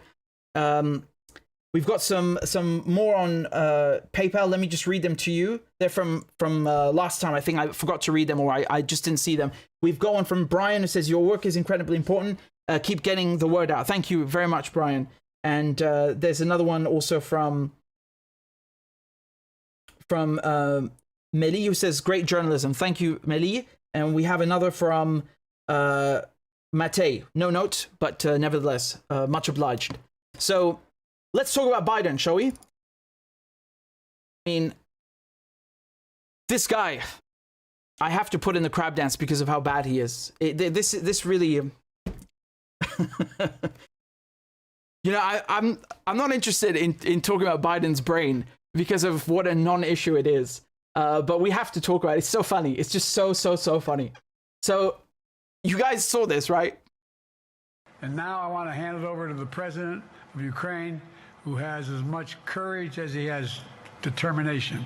Ladies and gentlemen, President Putin. President Putin. He's going to beat President Putin. President Zelensky. I'm so focused on beating Putin, we got to worry about it.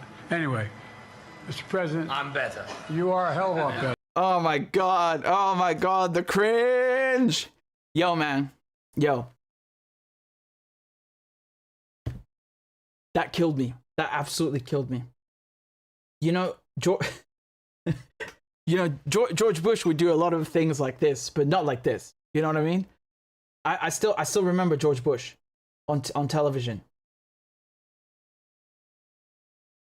This is monstrous. You can see, look at Zelensky's reaction. What you're seeing there is a different angle, and you are seeing President Zelensky's reaction to the moment that President Biden mistakenly called him President Putin. And so you're... Oh my God, it's horrendous. It's funny actually, when you look at Zelensky, he could easily be a Palestinian, kind of looks Palestinian or Syrian or something. I mean, anyone who's from the Middle East knows someone who looks like this. You know what I mean?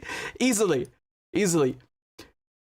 Then Biden goes and does the same thing, but for the VP. Just look, watch. I wouldn't have picked Vice President Trump to be vice president, but I think she was not qualified to be president.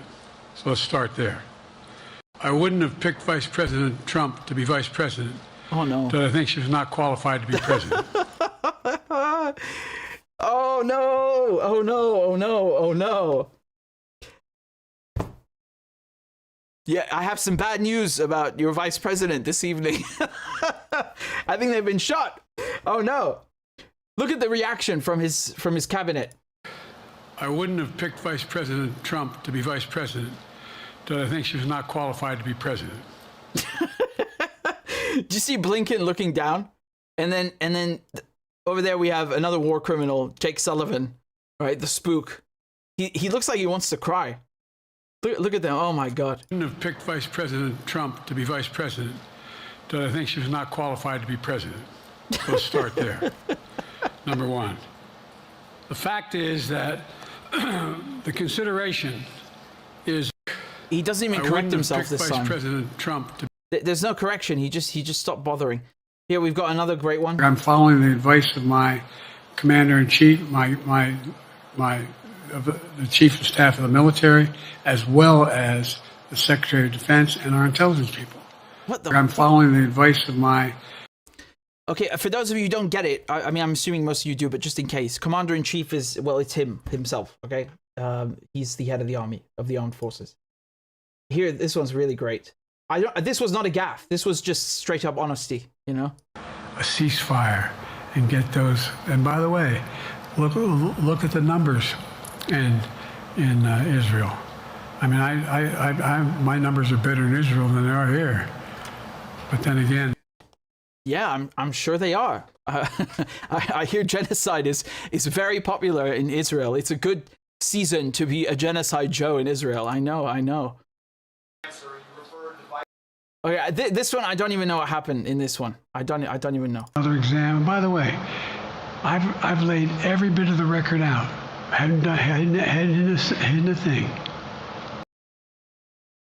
Oh my God. Look, man, everybody stutters, everybody, fumbles speeches, and public speaking is an art, okay? No one gets it right every time, but this is beyond that. I mean, I don't care about the guy's health issues. I mean, the funny thing is that a lot of these people you have in neoliberal media, who are in the New York Times or who are in CNN or MSNBC, whatever. I mean, they wouldn't even want to, they wouldn't even accept to discuss his health. Do you understand? They all said he's completely fine, he's lucid, everything is ready to go. And do you remember what they said with Bernie Sanders, which was funny because they said Bernie Sanders is too old to be president. That was their argument when he was running the first time round, maybe even the second time round. Isn't he a tiny bit older than Joe Biden? Whatever his age, even if he's older, that's all the more better because he's definitely more lucid than Biden. So they've destroyed their own argument in any case, right?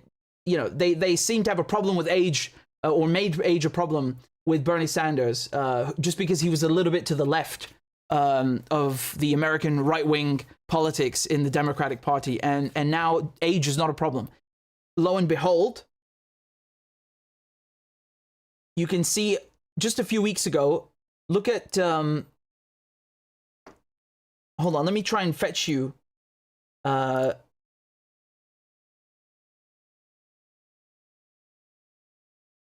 You can see here, the media now making it an issue. So these are the same exact people now suddenly saying that there is something wrong with him. Don't you find that bizarre? Because it's not like they were saying, well, it exists, but it doesn't matter. They refuse to talk about it. As a matter of fact, if you open this topic, if you try to open this subject, they would pounce on you, and they'd say all sorts of things like, oh, well, this is a fake by the media. He didn't say that. This is Republicans and whatever, people trying to make it an issue when it's not. They're trying to distract. And now all of them in unison, in synchronicity, everybody in all of these media establishments, New York Times, CNN, MSNBC, they're all making his age an issue now. They all admit what everybody has been telling them for the last 4 years. I find it incredible. I find it absolutely incredible.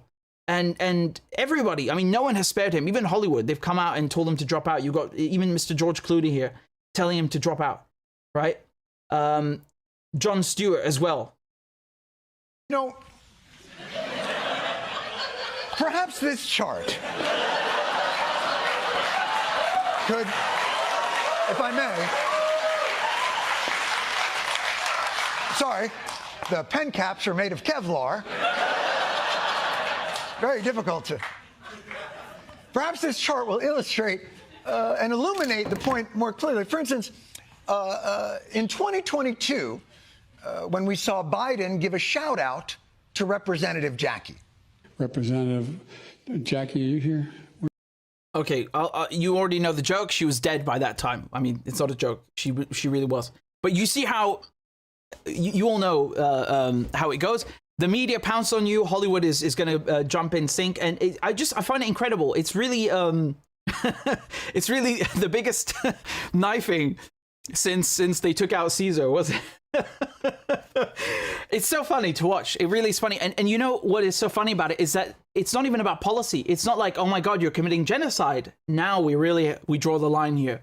Or, you know, you're a fascist. You put Julian Assange in prison for 4 years when you liberated him at the last second when you could have done it 3 years ago. You know, you put this man's life at risk. You attack journalists who are, you know, he's in the same profession as us. He's a colleague, and you did that to him. You're a threat to democracy. No. Nothing. As a matter of fact, he's even lauded now by these people while they're attacking him for his age, for his foreign policy, while he's committing genocide. They're even praising him. Look, can you believe it? So, and I won't go on at length. I will just say, though, you noted that there were some moments of, you know, startlingly impressive command of the issues. This is just my opinion.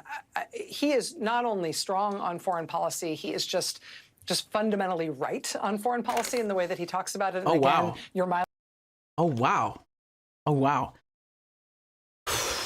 Where do we begin? There's so much to unpack. She really went there, you know? So he's not strong. He's fundamentally right. Fundamentally, you know, I love butchering Arabs and Palestinians. That's what she's trying to say. I just love it. And who is next to her? You see that? You all remember this bitch. She was in the Bush administration. She was a White House spokesperson for the Bush administration, and now she's crept in. I mean, not now. She's been there for years. But you see how they've all migrated. The neoconservatives have all migrated to the Democratic or neoliberal ecosystem, right? This is MSNBC. I mean, it's incredible. Besides, forget their names, forget their faces. If you just look at the substance, what they're saying, like what she just said, that Biden is fundamentally right on foreign policy while he's sanctioning Iran, sanctioning Syria, allowing Israel to bomb Syria and bomb Iran and bomb Palestine, supplying the bombs to the genocide, all of it. She agrees with that. Okay, so you're a neoconservative. Yeah, we get it. We certainly get it. But now they're really pulling the knives out. This hour, New York Times reporting donors have told the largest pro-Biden super PAC that roughly $90 million in pledges are now frozen if Biden remains at the top of the ticket. But this, you know, that's just such a perfect encapsulation of American democracy. Drop out or no money. Okay, so it's about the money. But remember, they're a democratic country. They're all about democracy, right? It's all about freedom. But there's no money if you don't drop out. Again, just to be clear, I don't care that they're telling him to drop out. I care about the fact that money controls their politics. You understand? That's the hypocritical and the funny thing here, right? They've got more money in politics than any country on earth. Money in America, money with elections are simply bought. I mean, they're literally bought. You can measure it. So now you've got about 20 senators, various Congress people in the Democratic Party in both houses who are asking Biden to drop out. So it's now Hollywood, the media, the donors, and people in his own party. It's quite heavy. It's not just, you know, a few people. It's quite the barrage, the political barrage. Do I feel bad for him? I don't know. Maybe this clip can encapsulate what I'm trying to say.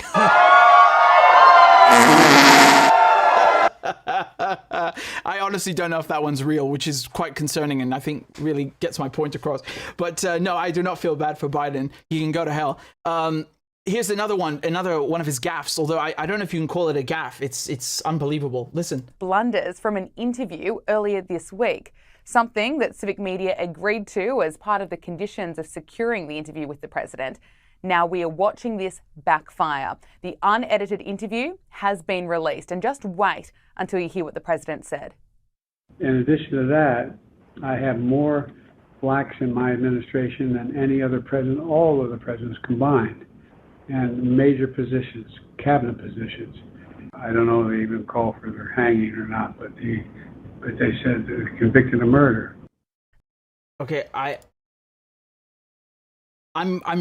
like 60% sure this is fake, because I have to believe it's fake because of how outrageous it is. You know, like I know Biden's like a hardcore racist, you know, it's funny because if you look at every person in the Democratic Party, he's the one person that you could just drop into the Republican Party and you really wouldn't notice the difference. Like he's that Republican, right? Always has been in every decade. But just to reiterate what he said here, he said, I have more blacks in my administration than all of the presidents combined in major positions, cabinet positions. I don't know if they called for them to be hanged or not, but I think they're convicted of murder. What the fuck? What? What does that mean? I don't know what he's trying to say with that. I really don't know what he's trying to say. Is this like his demented, literally demented version of vote for me or you ain't black? Maybe that's the 2024 version of that. I don't know. I think we'll leave it at that. I think to end this segment with confusion would be the most appropriate thing to talk about Joe Biden's confused mental state.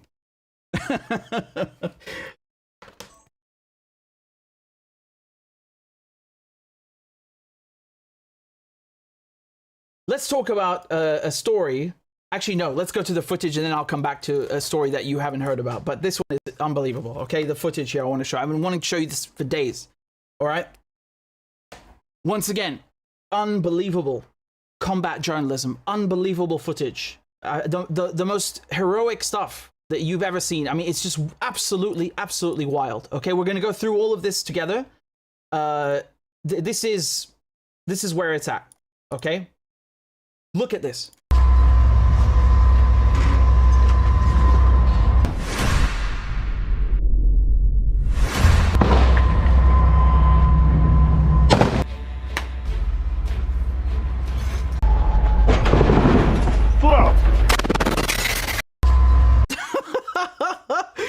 Oh my god. Oh my god. I'm baffled. I don't even know what to say. It's so unbelievable. That was not an action movie. Again, this is not an action movie. I'm going to play it again with sound. Careful, it's loud, all right? What? Just look at this.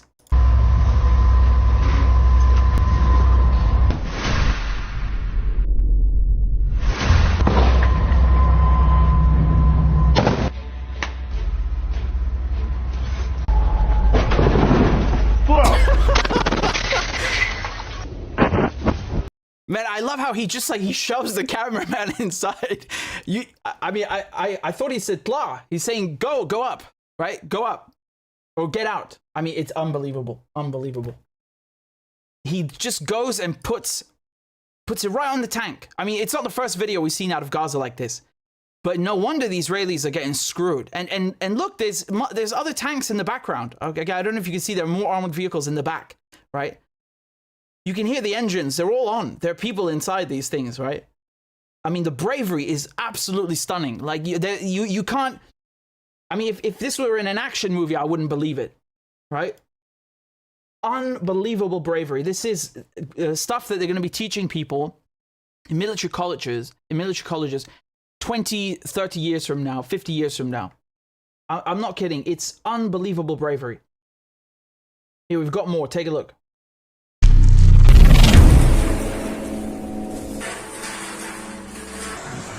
Okay, so they're setting up IEDs, booby traps, and you see the explosives. This is funny because the Israelis have dropped so many bombs on Gaza. A lot of them don't explode, and the Palestinians go and fetch them, and then they take out the explosives, and then they mine them, or use them for a remote-controlled explosion, or maybe a pressure something with a pressure plate to be detonated afterwards, like a mine. So essentially, Israel are giving the explosives to Hamas, and then Hamas are inadvertently, of course, and then Hamas are using them against the Israelis, like throwing it, back in their faces. It's amazing. Vietnamese did this with the Americans also in Vietnam.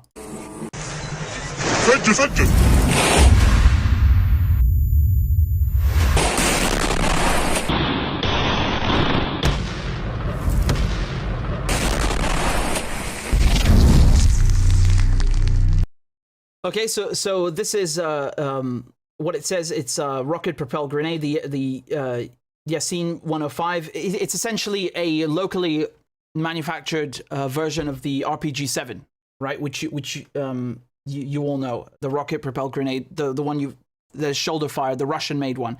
This is their locally manufactured equivalent, and I mean the RPGs themselves are absolutely huge. ربنا هيفهمنا وهنجيل هنطلع نفجر الآليات.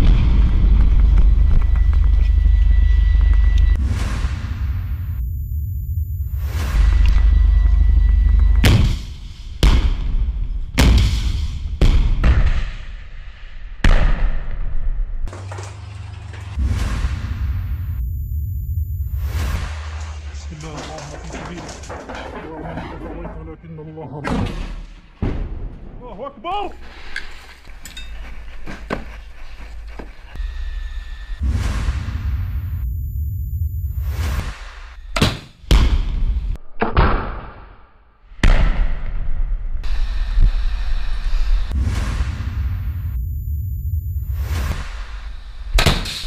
الله أكبر في نص الباب.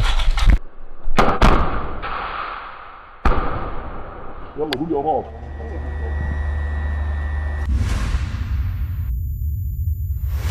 بسم الله.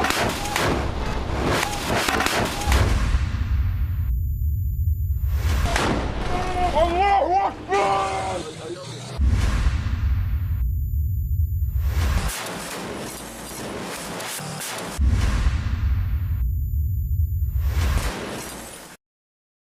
I mean, Jesus, how many of these are there? Think of all the ones they haven't recorded. It's unbelievable what they're doing. It's unbelievable. Truly remarkable. Truly remarkable. There's more of this footage here. You can see them taking out the bulldozers with some explosives they planted here.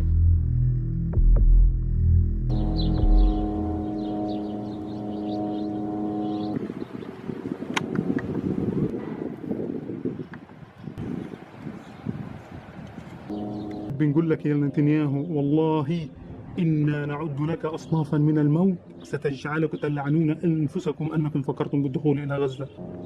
قدموا والله لسه لنفرجيكم. بسم الله بسم الله.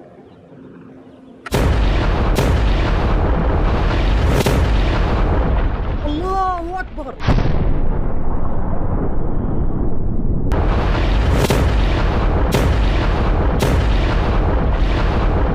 الله أكبر.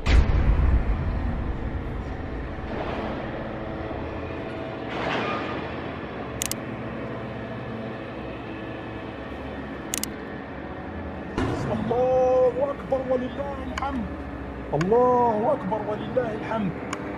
الآن تفجير جرافة. الله أكبر ولله الحمد.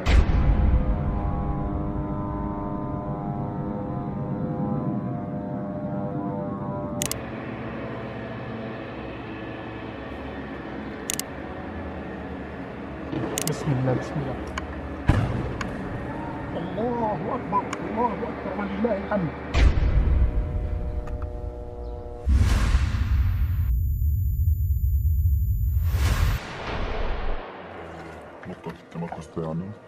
So that's a sniper now that they're going to target.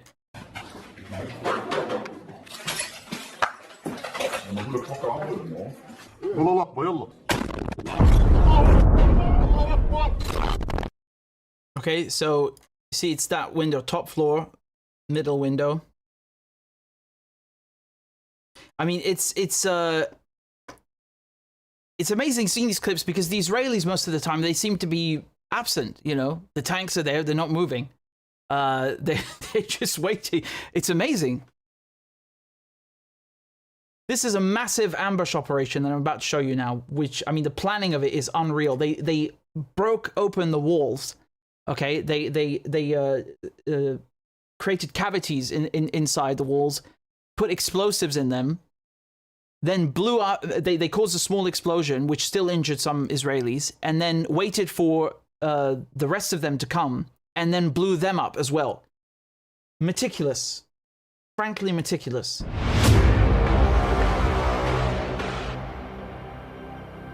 Okay, so this is where they're preparing the cameras and they're preparing the explosives.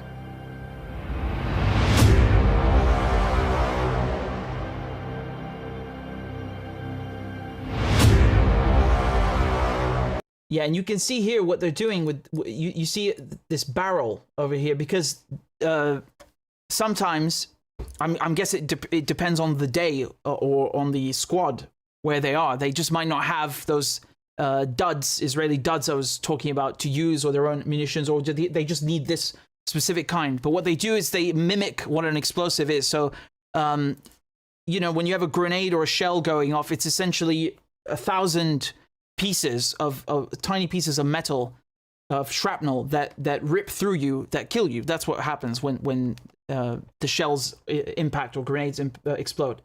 So they're mimicking the same thing here. The cavity is the barrel, and inside of it they're just putting large or small rocks that will explode and then injure the Israelis like shrapnel. Okay, it's the same principle. So they're just stuffing it with explosives and with rocks, because there are no ball bearings and things like that. So it's a very rudimentary, well, I don't want to say primitive, but you can tell these are people using everything available to them to defend themselves and defend their homes. They're not making weapons because they like killing or because they have an arms industry or they're trying to profit off of war. They're trying to defend themselves. Okay, and they're using any means available.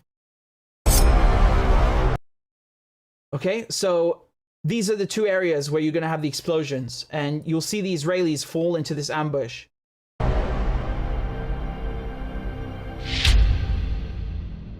So they've got all the fiber optic cameras set up. You've got a D9 bulldozer coming in, a tank.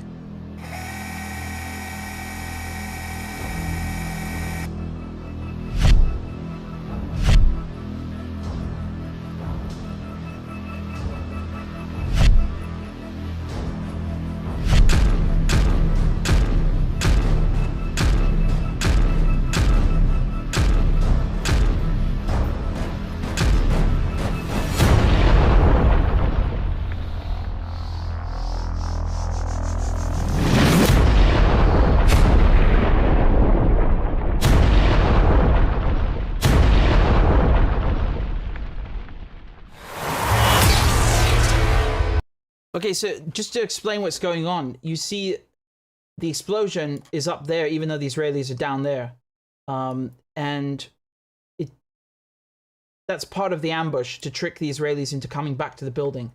But nevertheless, it still injures some Israelis. If you see in a second, they're going to start whisking the Israelis away on stretchers. So you've got at least 3 of them that have been injured. Take a look. First of all, you've got the Israeli tank. Yeah, so the Israeli tank is firing a shell in response, but they don't know where the Palestinians are. They're just firing randomly. Okay, so it's just covering fire. Yeah, and now you can see the Israelis being taken away on stretchers. So even though it was up there, because you have so many small pieces ripping through the air, you still have several Israelis killed or injured. Okay, so that's at least one on a stretcher. There's a second one on a stretcher. And a third.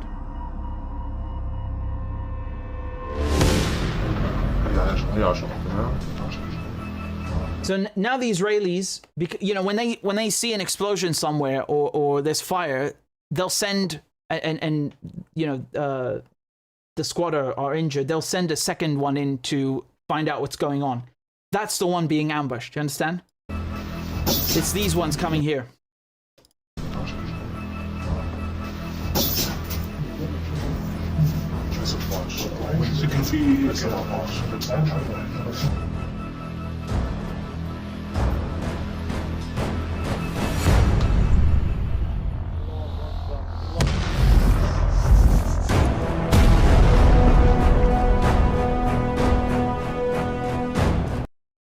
There they are. The whole area goes up in smoke.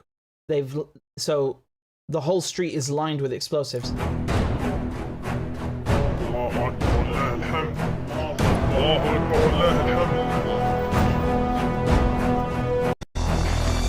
And then they start shelling them as well with mortars.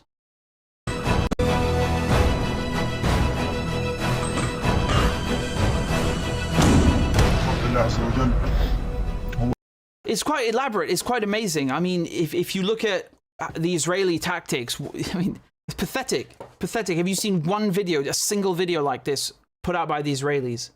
They just don't. They don't have it. They don't have any tactics. They're running around like headless chickens. Morons. They're a diaper force. Now, this is a sniper from the Qassam brigades, and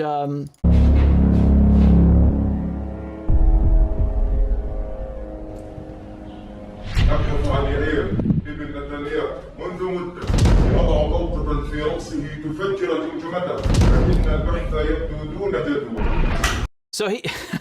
So he was basically saying that he keeps looking through his rifle for Netanyahu's son, who we all know is in Miami. Of course, right? Why he won't be sent to the war. So he said he keeps looking for Netanyahu's son, but he can't find the coward. And he said to Netanyahu to send him in. So this is also locally manufactured. It's a that's a 50 caliber bullet he's holding up, and he's putting it in the Rule sniper rifle. بالتأكيد لم يرسل نتنياهو ولده إلى الجحيم وأرسل هؤلاء الأبرياء لحتفهم إذا فهم يستحقون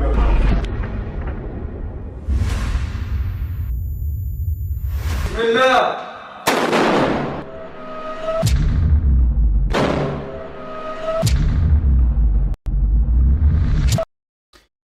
There you have it. And I believe there might be one more that I haven't shown you. Give me a second to see where it is. Yeah, there's one more that's left. Give me a second.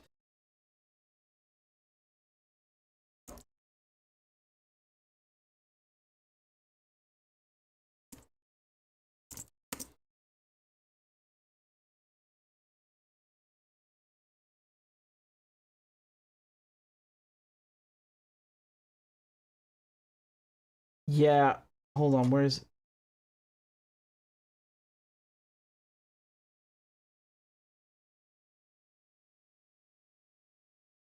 So they were firing through a window, if I recall. Where is that video? Well, it's okay. I'll see if I can find it another time. I think I've shown you a good enough portion of videos for now, but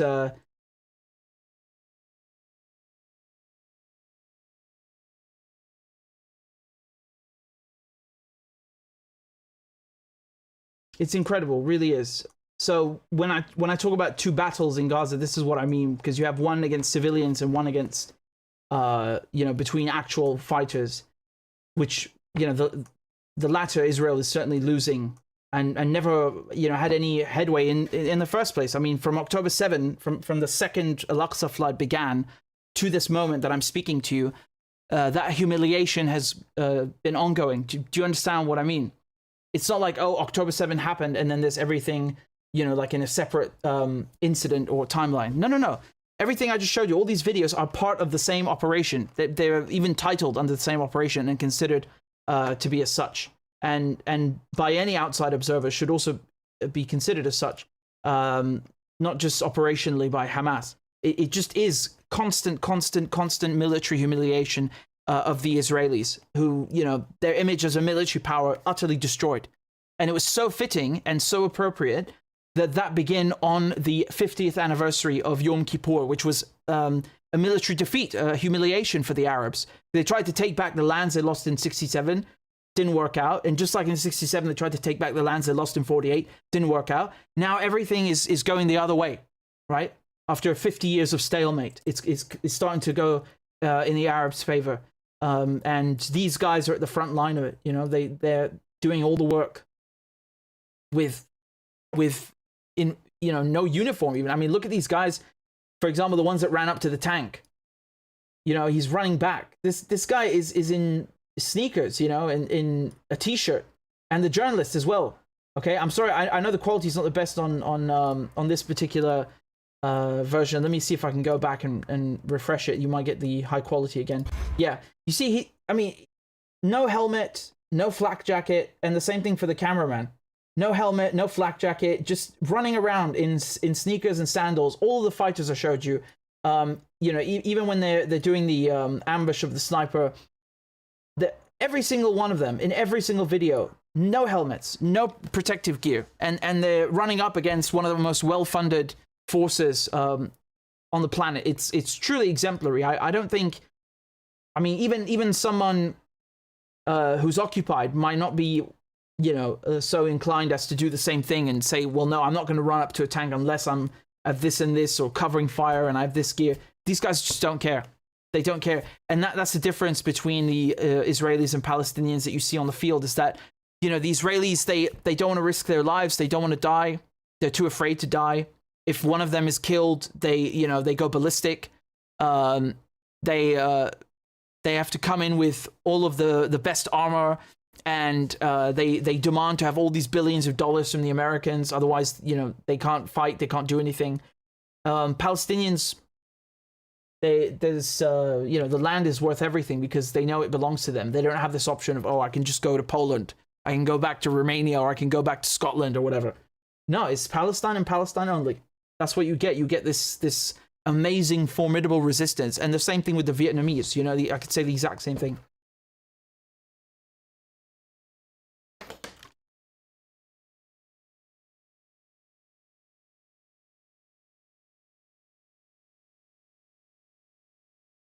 So I want to show you something about Morocco and Israel. All right, and just before I continue, I want to say thank you to Gina and also to Patrick and Jerry for the donations. Thank you very much. And we also got a new member on Patreon. We've got Teresa, and we've also got Spencer, and we've also got Shasti. Thank you all of you for supporting my work. I appreciate it because you know, I'm independent journalist, so I only make money through you guys. You directly support the channel. So if you're able to donate on PayPal, or you're able to donate on Patreon, there's a GoFundMe, there's Rumble, and yeah, that's it. The YouTube doesn't work. So if you're able to, please consider joining on Patreon. Can be as little or as much as you'd like, and please consider donating on PayPal, especially if you have a question or a comment. I can read it out or answer it for you, and I'll just play a crab dance for you guys, and then we'll continue. Clap for that, you stupid bastard. Corn Pop was a bad dude, and he ran a bunch of bad boys. Listen, fuckhead, you fucking crossed the line, claiming I'm the enemy. You got that, you goddamn son of a bitch? I don't give a fuck what you think, bitch. Good morning. Sunday morning. Cut that bitch off. Thank you for Iron Dome. Thank you. والله في كلاب بصراحة يعني. ماشي نشتغل عادي. We lied, we cheated, we stole. China. And you ain't black. There's always the macro. And then there's the micro.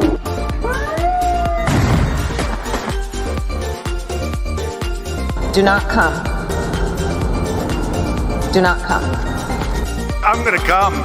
You talking to me? Ladies and gentlemen, I'll have 2 number 9s, a number 9 large. We got him. Because I have to do it myself. I know it's not. I've fallen and I can't get up. Get up. Get up.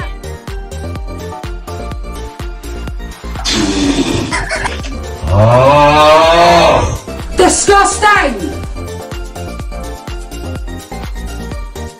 She was 12, I was 30, but anyway. We'll do it live. Fuck it. Do it live. I'll write it and we'll do it live. Why you text Sanders? Why? You're getting nervous, man. Calm down. It's okay. Okay. Suck my dick and choke on it. I yield my time. Fuck you. Thank you guys very much. So, again, they demonetized the YouTube channel. They punished me for telling the truth about Palestine, for telling the truth about Israel. So the only way I can keep doing my work, or you can support me in my work, is to donate on Patreon, on PayPal, and through Rumble as well. And there's a GoFundMe. So thank you to everybody for all your donations. I really appreciate it. One thing I want to remind you, because of something with Palestine and something that's in a week. Okay, so I did an interview with the top lawyer for the Palestine Football Association, which you'll see today before the Euro Cup final. And they're trying to get Israel expelled from FIFA. Remember, Russia was expelled from FIFA 4 days after the war in Ukraine began. It's been 10 months, 9-10 months now since this genocide began. No punishment for Israel. As a matter of fact, something you have to understand is that every Israeli football player is a former or current soldier. I mean, you can't even join the team unless you've been in the army. Okay, so with the Russians, the argument was that, oh, they're too close to the military. They're doing propaganda for the country. Absolute rubbish. I haven't seen any statements by Russian football players to that effect. I don't think a single one of them is in the army. Maybe one. I don't know. But in the Israeli team, every single one is a soldier. Every single one. It's a condition. So the connection between the military and their calls for genocide, it's 100% there. It's public. It's all public. And the funny thing is, many of them have 2 passports, of course, because they're Europeans. The point is that they're going to meet in a week on the 20th of July to address this, because they refused to do it during FIFA Congress in May. There's an ad hoc council that's been set up, about 35 countries, okay? And these countries are going to vote on expelling Israel, okay? On whether to expel Israel or not. Now, something that you guys can do is you can write to your football association. So if you're in England, you write to the FA. If you're in Germany or the US, every country on earth has a football association, every single one. Okay, so if you want to help out, you write to your football association, or you help organize a protest outside the football association, and you demand that they expel, or they vote to expel Israel on the 20th of July. Okay, you've got a week left. It's more than enough time. And with the Euro Cup final happening today, there isn't a better moment to highlight this. Okay, so just thought I'd tell you that. And of course, I'll have the interview out today. You'll find it very, very, very interesting. It's unbelievable how, you know, like everything you're seeing in politics, it's exactly the same in sport. And this is one of the biggest sports scandals ever. I mean, and FIFA has had its fair share of scandals, believe me. So let me talk to you about Morocco, all right, and Israel.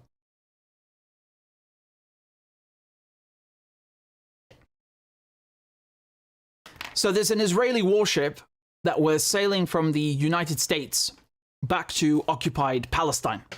And it needed a pit stop on the way in the Mediterranean, right? So the Israelis asked the Spanish government to let them dock, and Spain refused. They told them to go away because they don't want to be complicit in genocide, okay? And honestly, the Spanish, they're the best out of all the European countries on this issue. But guess who did let them dock? And not just dock, but replenish their supplies? Morocco, an Arab country. Can you believe this crap? I swear to God, it's not a joke. Morocco, in Tangiers. Now, this story is already from June 26, but it gets deeper than that, and there's some developments from this week as well that I want to connect to the Israeli warship, because what you're seeing is an Arab country behaving worse than a European country towards Arabs. Can you understand how significant this is? Now, just to be clear, Morocco are one of the Arab countries that used to have or still have a significant Jewish population, right? If you had to list like all so like where do most Arab Jews come from? Iraq, well, obviously Palestine itself, but in addition to Palestine, Iraq, Syria, Morocco, Algeria, and Egypt. So, and of course, you have Arab Jews in every single country, and Yemen, of course, right? But like the biggest communities are in those countries, and many of them don't exist anymore because the Israelis will come and tell you, well, they were pushed out by the Arabs. Yeah, that happened after 1948. What happened in 1948? Israel tried to steal Palestine, and then you had the Israelis going into all these countries and dismantling the Jewish communities to get them to move to Palestine. So just briefly to tell you that, because that might help to explain this connection. The problem is that, you know, it doesn't really, because most Moroccans, even though there used to be, or there are a lot of Moroccan Jews, they're still not okay with what Israel is doing. Okay, do not misunderstand the official position for the popular position, because in Egypt, for example, Egypt has ties with Israel. Jordan have ties with Israel. Does that mean most people in Egypt and Jordan are okay with Israel? Absolutely not. They want nothing to do with Israel. But these governments have been captured by Zionists and the Americans, and many of them were even set up by the United Kingdom in the first place. I mean, they just didn't exist. Like Israel, they didn't exist before the UK created them out of thin air. So, in this case, we're talking about the Abraham Accords, right? And it's not just a ship that they've let dock here. That's not the only development. It gets deeper than that. But look at the people protesting, okay? Just to give you an idea, all right?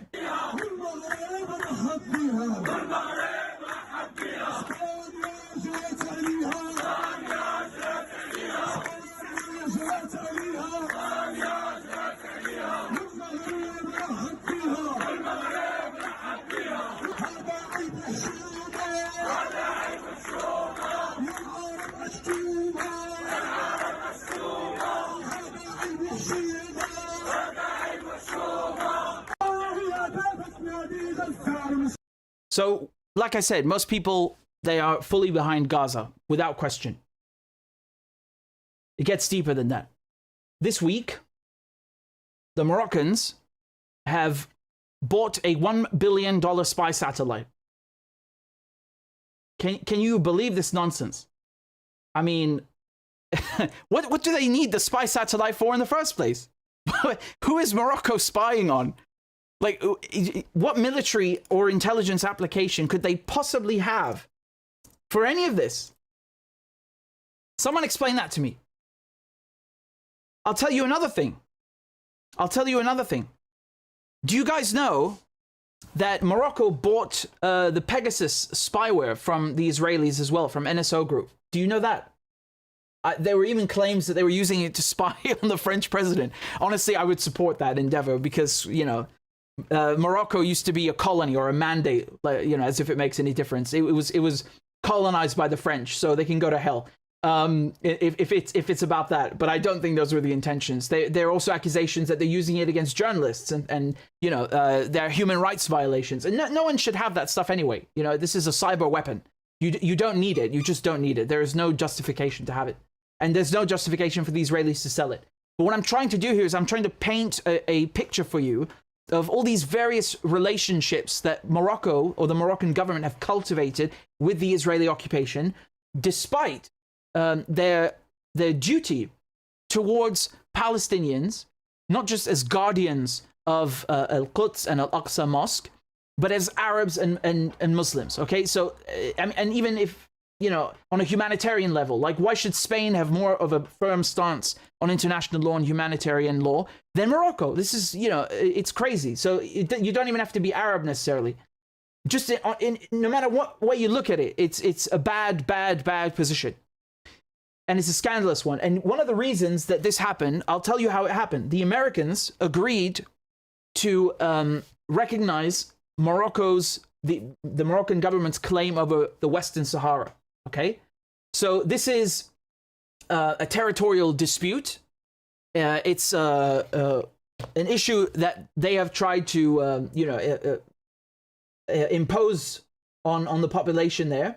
And the Americans, look how scandalous this is, because it shows you the Americans don't give a crap about human rights or about international law or about anything like that. It's just about like what is good for us or what is good for Israel, but not what is good according to the law.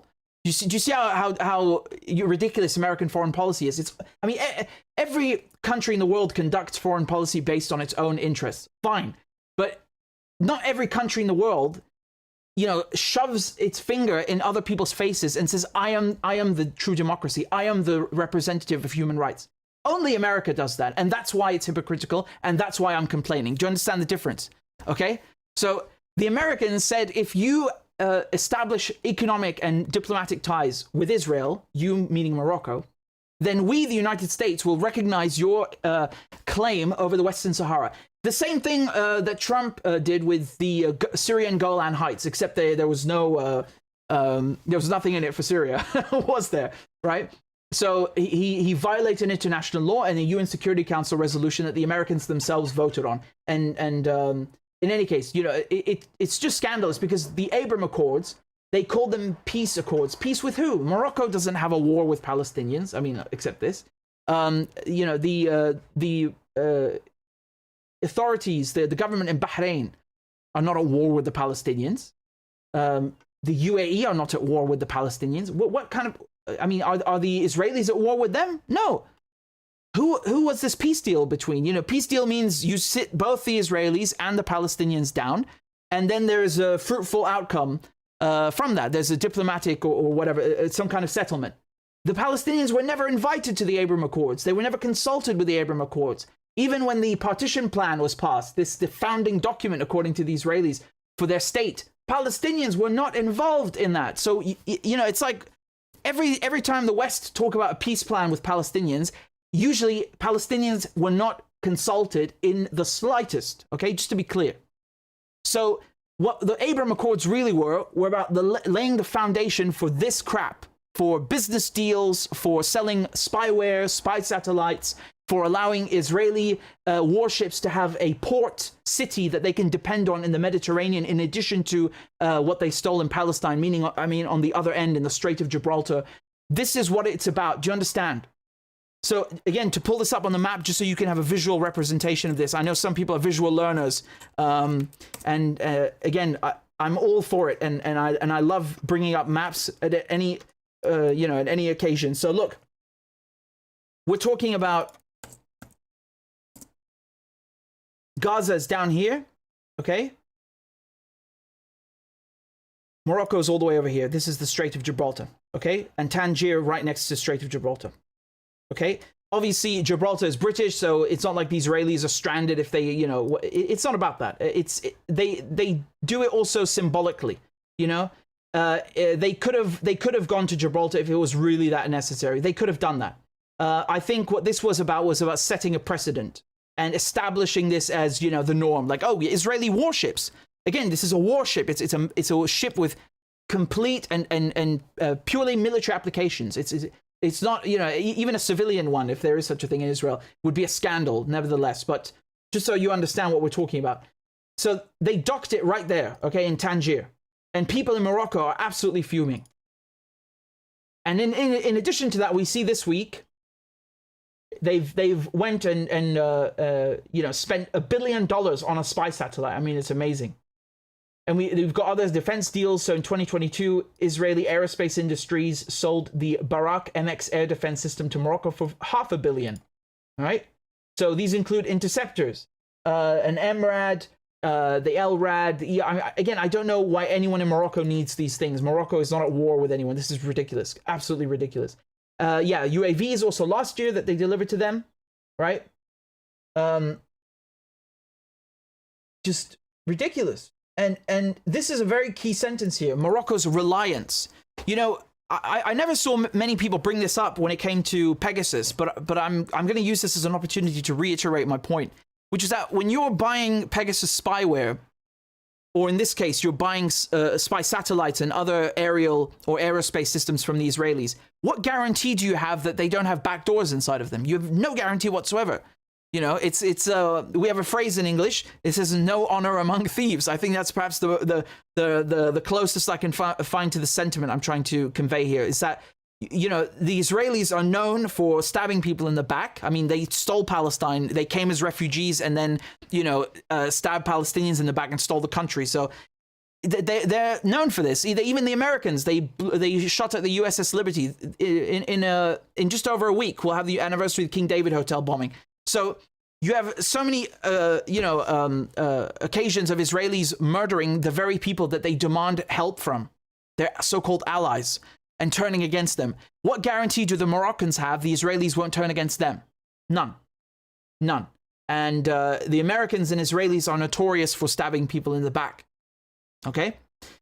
In any case, just to come back to this scandal of what Morocco have done here. I mean, let me be clear. Morocco is, they're not doing bad, okay, for themselves economically, but people are struggling. So when they spend $1 billion on a stupid spy satellite deal, I'm sorry, that money could have easily been put to better use for people in Morocco. Never mind people in Gaza who need all the help they can get. And I know Morocco have sent a few aid packages, which literally doesn't mean a crap. If you want to help the Palestinians, instead of sending them aid packages, stop giving Israel money, which we will then use or convert into bombs that are dropped on Palestinians. Okay? You would help Palestinians much more by denying the Israeli occupation revenue than you would by dropping a bunch of crates on Palestinians' heads. And I think any Palestinian anywhere would agree with that sentiment. It's not rocket science, no pun intended, since we're talking about rockets here. But this is really, really scandalous. And it goes to show you, again, that you have these, you have these countries. I don't want to go, because Western media, they love calling everyone they don't like a dictatorship. So boring. What an overused word. But you have countries that are objectively speaking dictatorships, Arab countries, and no one says a word about them for their human rights violations or for their violations of international law because they benefit Israeli and American interests. Who am I talking about? I'm talking about the UAE. I'm talking about Saudi Arabia, of course. I'm talking about Qatar. I'm talking about Morocco. I'm talking about Egypt. I'm talking about Jordan. You know, these countries, we saw just this week, they're going to put a NATO base in Jordan. Jordan was shooting down Iranian drones. I mean, think of this. Iran is not an Arab country, and they're doing more to help the Palestinians than Jordan is. Jordan, Jordanians who are not just Arabs, but Palestinians' neighbors. How scandalous, how scandalous. So these governments in Jordan, in Egypt, in Saudi Arabia, in UAE, Qatar, they in Morocco, they just benefit Western interests. And that's why they stay in power. And the media never, ever, ever say anything bad about them or even mention them. So there you go. I mean, this is sad because you would expect a better position from the, we know that the Gulf is lost, but seeing, the Maghreb. So when I say Maghreb, I don't just mean Morocco. I mean generally, North Africa, either destroyed in Libya's case, or and gutted, and Gaddafi removed, and then in this case subverted and taken over, where the state is still there, but it's just serving Western interests instead of being dismantled, like in the case of Libya, or in the case of Egypt, also North Africa, although that's not Maghreb anymore. But just seeing, North Africa as a region taken over by the West, like we saw the Gulf taken over, it's just sad. It's just sad. I expect better from everyone. I expect better from everyone, but especially from other Arabs and Muslims also. You know, this is why on in one of the videos, just I can't remember which one it was, but and the resistance fighters in Gaza, they've said this multiple times. They've said that we Palestinians, we're fighting for the whole Muslim world, and none of the Muslims are fighting for us. They don't mean none of the Muslims like zero. They don't mean that literally. But they're talking about Arab countries like Morocco. Arab and majority Muslim countries like Morocco. They're talking about them. They're talking about Saudi Arabia. That's who they mean, right? So it's true. It's true, because at the end of the day, if the Palestinians liberate Palestine, they're liberating the holy sites, which have value for all Muslims, whether they're in Indonesia and not Arab, or whether they're in Morocco. Everyone can then come and go a pilgrimage. Instead, you're seeing sellouts like this video that I'm about to show you, which is just revolting. I mean, so it's mostly in French, but you get the idea. These are Moroccans who are on a paid tour. I believe Germany paid for this tour. Even they're sticking their damn hands in the cookie jar, and helping grease the wheels for this sellout Abraham Accord Corporation. So these are Moroccans visiting Israel and acting like, oh yeah, there's nothing wrong with it, Guys, unbelievable. I'm in Makhane Yehuda. As you can see, Makhane Yehuda. And what I see, a delegation from Morocco. Show me the piece. Comment tu t'appelles? Wadi. Wadi, Anta. Youssef. Etman. Etman. Betaklo. God, you know what I just realized about how scandalous this is? They're not just eating while Palestinians starve. They're eating nablsia, which is specifically a Palestinian dish, a dessert from Nablus, right? Or knafe, it's also called, but it's known as nablsia. Faisal. Mohamed. Oh my God. This guy made me laugh so much. He's even trying to de-Arabize his name. He's not saying Muhammad, he's saying Mohammed, because the Israelis, they can't say the ha, or they refuse to do it. And they just replace it with kha, Mohammed. Oh my God, what a sellout. He hasn't even taken off his jacket yet. Mohammed. Alors comment c'est Israël? Mohammed. Alors comment c'est Israël? C'est bien? C'est extraordinaire. On dirait c'est le Maroc. On dirait le Maroc. So he asked them what's Israel like, and they're saying it's extraordinary. It's like Morocco. Alors vous voyez des problèmes? Y a pas de problème ici.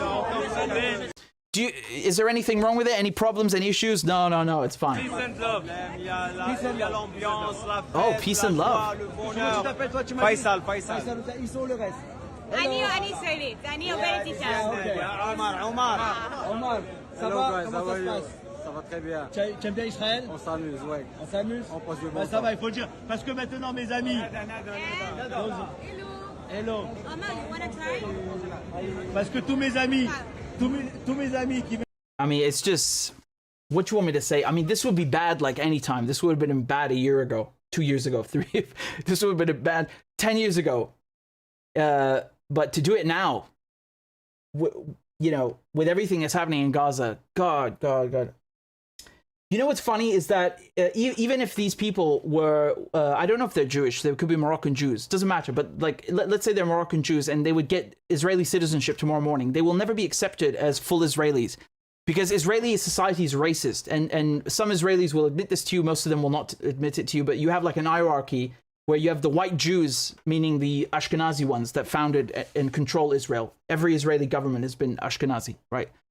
I think the only big non-Ashkenazi politician, Israeli politician that I can ever think of in any period is Ben Gvir, like that fascist pig from Netanyahu's coalition. But he's the only one. You've never seen a non-Ashkenazi prime minister. They've all been white. They're all from Hungary, from Romania, from Poland, from Russia, whatever. So they control Israeli policy and government. They created Israel. They came up with Israel. They mass emigrated to Palestine. And then underneath them, you have Sephardic Jews or Arab or Oriental Jews. It could be Iranian, could be Moroccan, could be Syrian, Iraqi, Egyptian, whatever. And then you have Ethiopian Jews or black Jews who they treat the worst. And they even sterilize them without telling them when many of them came to Israel, like just, basically eugenics and ethnic cleansing in a sense. So they can't have children. Really just disgusting racist society. I mean, that's what Zionism is. They took all the disgusting racism and filth of 19th century Europe and brought it to Palestine. And you see that to this day. So it's like they don't even respect themselves, honestly, these people. They have no self-respect. They don't even know what they're getting into, They don't even know what they're getting themselves into. They don't understand. And I was watching a clip from an Algerian Jew in France. His parents left Algeria, went to Israel, and they left because of how racist it was. Okay, let me repeat that. An Algerian Jew, so just next door from Morocco. Parents went to Israel, and they were discriminated against so much they just left. And then they want to tell you Israel is the safest place in the world for Jews. Yeah, maybe white ones. And even then, does it look safe to you? You want to go live in a war zone? Go ahead. You're not going to last long. Anyway, this is just sellout garbage, really. Just Israelis, they want all of the Arab culture and the Arab food and the Arab music and Arab calligraphy and all the Oriental stuff and the Arab land itself, but not Arabs, right? They want to de-Arabize it. They want to turn it into a European heap of junk. And use Arabs. King of Morocco has money. Give us the money. Great. Here's a spy satellite with backdoors in it. Well done. And now you tell me, as an American, I mean, what interest does America have coming to the Middle East and getting Israel port access in Morocco? How does that benefit the United States in any way? I mean, it literally doesn't. There is no benefit to this. On the contrary, you're basically pissing off the entire Arab and Muslim world and making enemies for yourself as the United States because you are facilitating this diplomatically. The United States doesn't need ports in the Mediterranean. It has access to the Mediterranean Sea. It's got Turkey and Greece and Italy as NATO countries. It has aircraft carriers. Why does it even need Israel?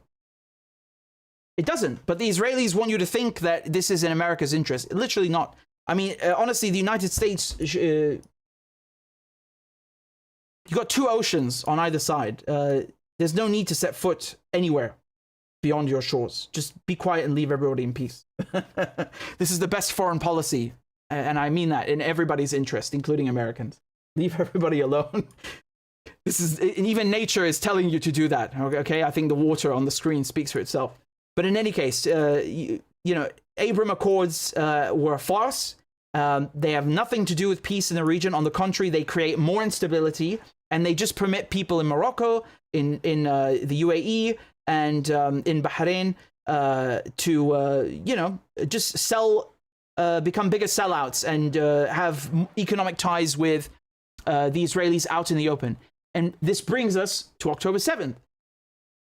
So just 2 weeks before October 7th, Netanyahu went to the UN, and I put this right in the beginning of my documentary series in part 1, because it was the beginning. And he held up this map at the UN, and he called it the New Middle East, the plan for a New Middle East. And Palestine was completely wiped off the map. It was all Israel. And you had at the same time, in the same week, Netanyahu and MBS of Saudi Arabia talking about normalization. And remember, Saudi Arabia was not part of the Abraham Accords. So that was going to be the successor to the Abraham Accords, of which Morocco were a part. And that's when Hamas launched Operation Al-Aqsa Flood on October 7th, because they knew that, okay, if that goes ahead, and Abraham Accords Part 1 were already big enough of a setback, then if Saudi Arabia goes ahead with that, because again, just because of Saudi Arabia's size, the fact that Mecca and Medina are in Saudi Arabia, it's a regional power. If that goes ahead and they normalize ties with Israel without us getting ours, then we're really in trouble. Politically, we're in trouble. And on October 6th, the whole world had forgotten Palestine. They had. I hadn't. right? I didn't start wearing this on October 7th. But most of the world had. And what they did was a stroke of military and political genius. They brought Palestine, the Palestinian issue, not just back to life. They made it the quintessential #1 political issue on the planet. On the planet. They defeated the Israelis on every military checkpoint. They rammed through this stupid wall and went back to their own lands that were stolen from them. And they took hostages, and they got many Palestinians freed, although they didn't get to finish freeing all of them. And they destroyed this image of the Israeli army on the 50th anniversary of the Yom Kippur War.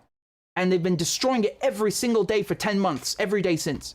And now, not just in Palestine, they got Hezbollah jumping in, they got Yemen jumping in, Syria, Iraq, Iran, all jumping in at the same time. Never, ever seen anything like this before. Pure political and military genius. And in a way, I guess they could thank Morocco and Bahrain and the UAE for selling out, because they pushed the Palestinians into doing this to avoid it happening to, with Saudi Arabia and others as well, where, they would normalize and Palestinian issue would not be resolved.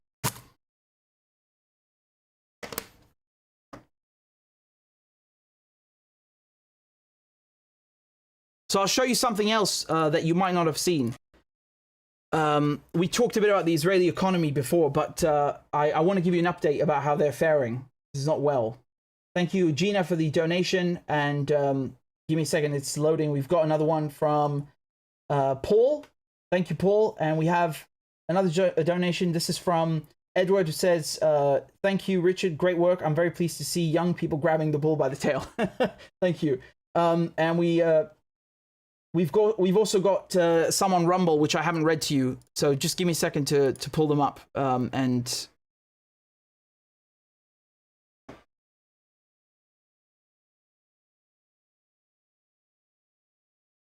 All right, it's not loading for me. I'm sorry. It's I forgot to enable the large chat, and now it won't scroll up all the way. You'll forgive me. I'll have to find them in the settings somewhere later.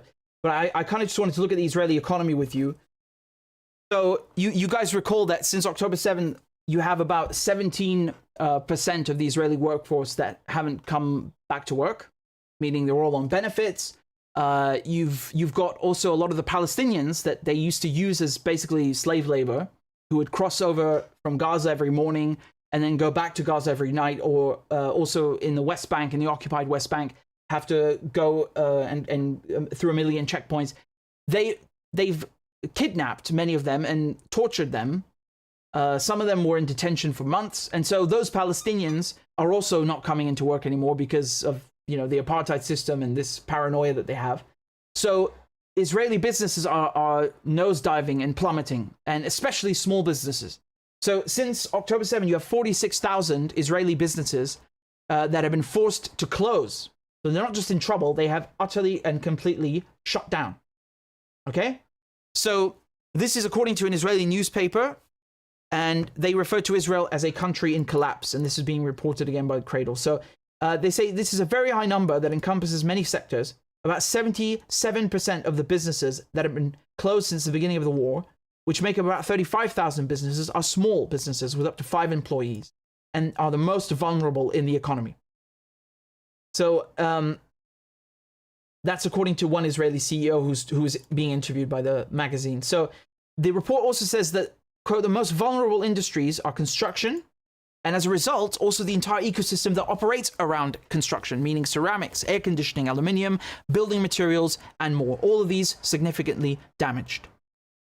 The trade sector has also been severely affected. This includes the service sector and industries like fashion, furniture, warehousing, entertainment, transport, tourism. Israel is in a situation where there is, quote, almost no foreign tourism. Adding that damage to businesses is all over the country and almost no sector has been spared. This includes agricultural sector, right? So you've got the primary sector, agriculture, industry, and then also services.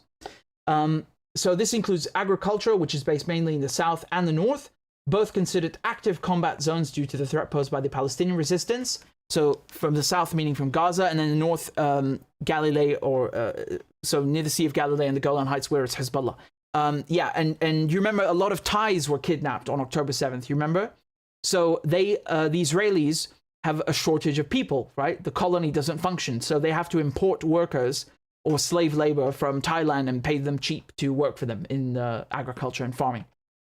I mean, look, to be honest, many countries do that. You have also seasonal things, like in Canada, they want people to pick apples in summer or whatever. But, you know, what I was saying before about Palestinians especially is absolutely true. They use them like slave labor. In any case, the agricultural sector is impacted because of the combat zones.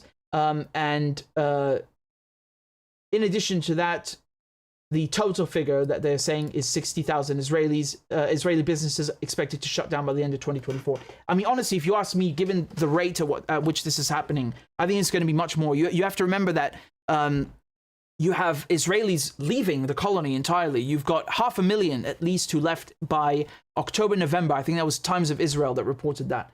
That was 6 months ago, right? More than 6 months ago, 500,000 had left. I mean, Christ, it took the Algerians quite a while to kick out that many French. I can tell you, you had like 100,000 that left 1 month, and the next 200,000, 500,000 in one fell swoop.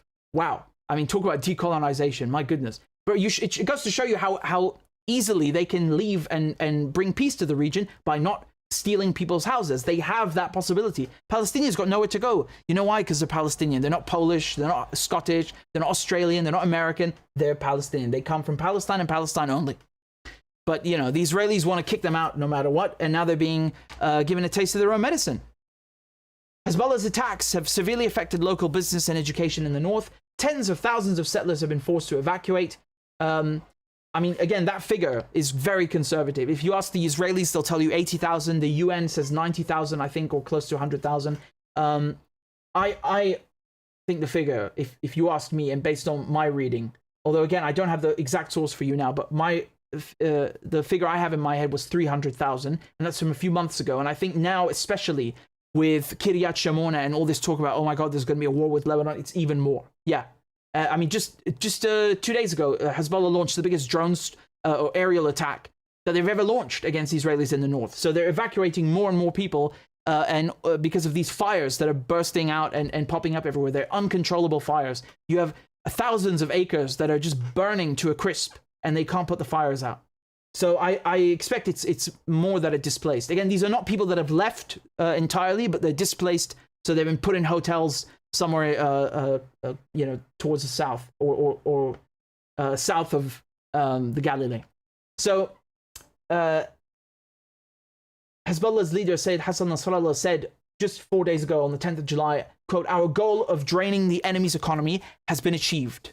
This is another domain that people don't think about. You know, I mean, I've always raised it to you because I think it's so significant and substantial, because, you know, you can't have a colony functioning or any ecosystem functioning without the economy. It's the primary, it's the quintessential issue. It's the priority. You can't build an army without an economy. You can't have a public sector and civil service without an economy. You can't have anything without an economy. It's the basis upon which everything else is built, right? So if the colony's economy breaks down, it's a jackpot, bingo, you know, and they have been achieving that. And this is just a further indication of Israel's impending doom and crumbling. They're fleeing the colony entirely. They're displaced internally. The military sucks in Gaza. It sucks in the north. It can't stop the threats incoming barrages from Iran when they happen. It can't do anything. It's a complete failure. And the Yemenis, we have to give them credit too, because remember, they've not only been choking the most southern port. Again, I'll pull up the map. I'll use it as a good opportunity to pull up a map. What is the Israelis' most southern port? It's Eilat, or as it's known in Arabic before they changed the name, like everything else in Palestine, Umm al-Rashrash. So it's right here on the Red Sea, okay? And it's the last. So it's on the way. It's on the way to the Suez Canal, okay? Now, the Yemenis, because Egypt are controlled by Israel and the United States and are not closing the Suez Canal, the only other option to choke traffic between the Mediterranean and the Red Sea is obviously here at the other closest point, which is the Bab el-Mandeb Strait. Okay, this is the Bab el-Mandeb Strait between Yemen and the Horn of Africa. And of course, Yemen sits at the most strategic place of any, body, land strip in a body of water. It's situated between the Red Sea, the Gulf of Aden, the Arabian Sea. If you go, if you just sail up the coast, now you're in Oman, of course, not Yemen, but if you just sail up there, you've got the Strait of Hormuz and, of course, the Bab el-Mandeb Strait. It's utterly amazing. So they just decided to close the flow of traffic down here instead of up there. And they've achieved the exact same thing as in 1956. Okay? So what they've done is no more ships come to Rashash or to Eilat. You can't get there. I mean, you can maybe come in from the Suez Canal, but what are you doing? You can't do anything if your traffic is meant to come from the other side, which is where a lot of the traffic from China, from all of the tigers and economic hubs in Asia, it's all coming this way. It's not coming the other way, right? It has to get from the Red Sea to the Mediterranean, not from the Mediterranean to the Red Sea. So you cut off traffic, you cut off supplies that the Israelis desperately need, and now they have to go all the way around Africa, and you've cost them time and money. So you're destroying their economy bit by bit just by diverting or cutting off the flow of maritime traffic through this very, very narrow and quite dangerous, actually, strait, which is very, very tight for navigation, right? So in any case, they've done that, and in addition, Yemen and Iraq together are striking the other ports in the Mediterranean. So there's no way to get around this. Even if you would sail around Africa and come back through the Gibraltar Strait and then into the Mediterranean, you're still screwed because Haifa is being struck.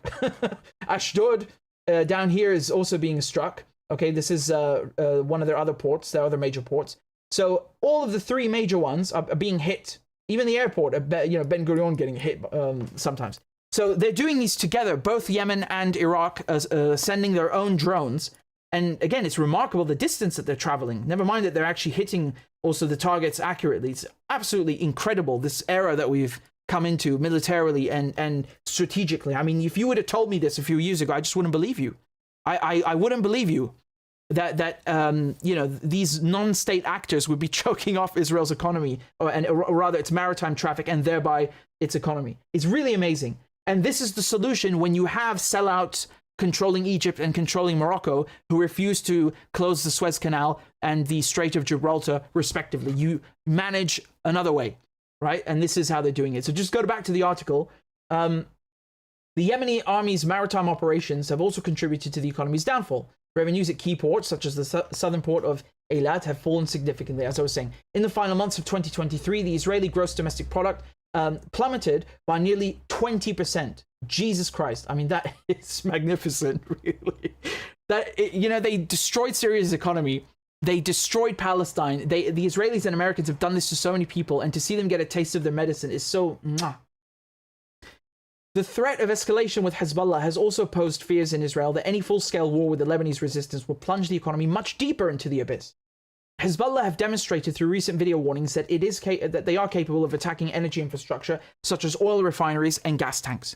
Absolutely, absolutely. I mean, that's what the message was when they released that 10-minute video, the part 1 we were looking at a few weeks ago, where they had 10 minutes of surveillance footage, nothing but surveillance footage, just to send the message that we can fly above your Haifa ports, your airstrips, your petrochemical storage facilities, and you won't even know that we're there. And if we can film from up there, we can bomb you from up there, and you're not going to even know about it till it happens. That's what the message was, okay? And the same thing, they released part 2 now with the Golan Heights. Like, you have this strategic base at the top of Jabal el-Sheikh in the Golan Heights. It's not so protected and as secure right up there as you think it is. We can get to you up there as well. And we know every position of every facility, every radar station, all of it. All of the missile salvos, we've got it all on tape. Here it is for the whole world to see. So, but again, that's more focused on intelligence. I mean, just economically, man, what an achievement. I mean, the Americans, like I said, the Americans and Israelis, they love sanctioning people and ripping their economies apart in Venezuela and Iran and everywhere. And now they get a taste of the medicine. It's karma. What do you want me to say? It's karma. And even then, it's not enough. It doesn't even come close.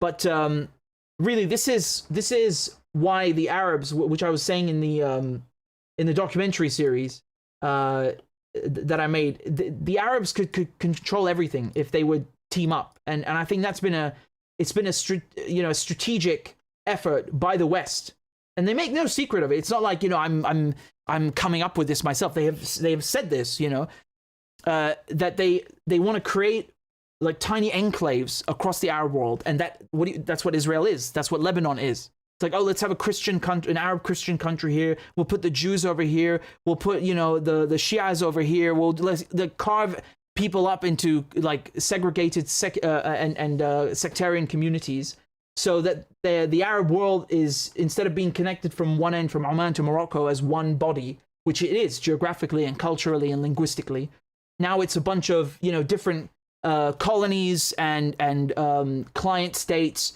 and it's divide and conquer, essentially. It's divide and conquer. And so this is, just look at what Yemen are doing, what they're doing by cutting off the flow of traffic. This is what the Arabs could achieve threefold or fourfold if they would just cooperate. I mean, like I said, you've got the Strait of Gibraltar over here. You can cut off maritime traffic that way.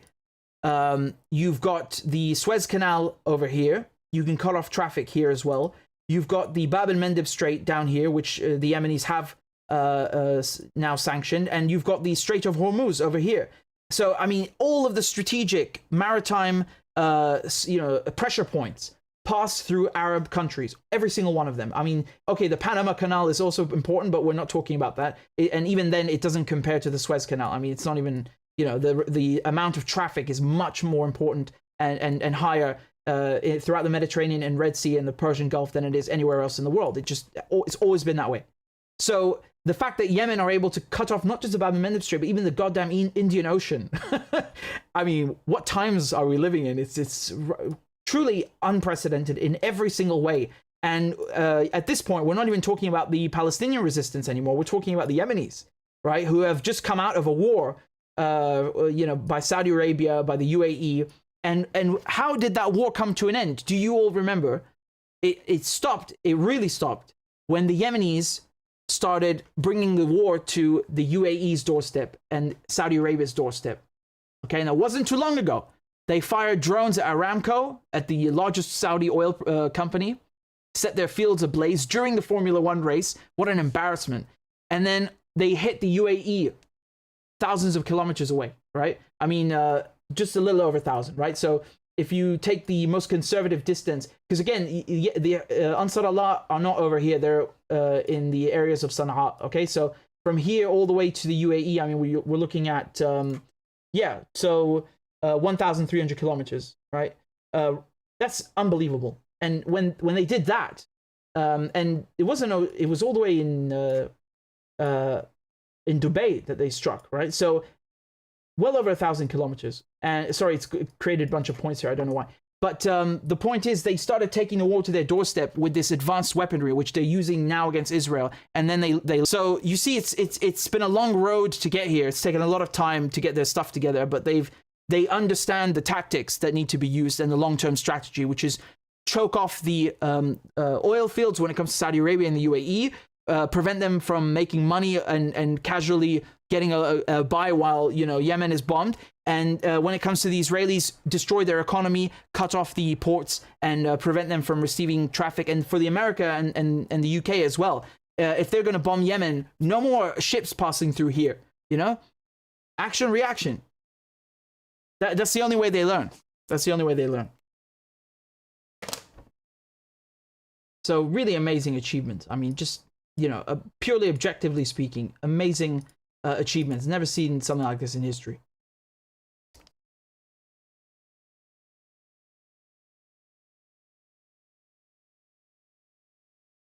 So again, thank you to all of you for tuning in.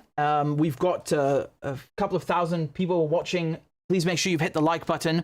And if you're able to, again, I'll remind you, they demonetized the YouTube channel to punish me for being too critical of the genocide in Gaza and too much truth telling. So if you're able to, kindly donate on PayPal, kindly donate on Patreon. If you can join as a monthly member, You can do $1 a month if you want, or $50 a month, or 50 euros a month, €1 a month. Any currency, any amount is appreciated and goes a long way to supporting independent media. And I'm very grateful to you all.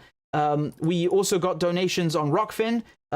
Give me a second to find it. This one was from Veneer Civility. Thank you very much. And we also got a few on Rumble, although I can't see them. So forgive me if you had any questions or comments. I can't read them at the moment, but I'm most appreciative. And thank you to all of you who joined on Patreon. Thank you to all of you who donated. I'll try and read your comments next time. That's it from me. Take care. Ma'asalame. Bye-bye.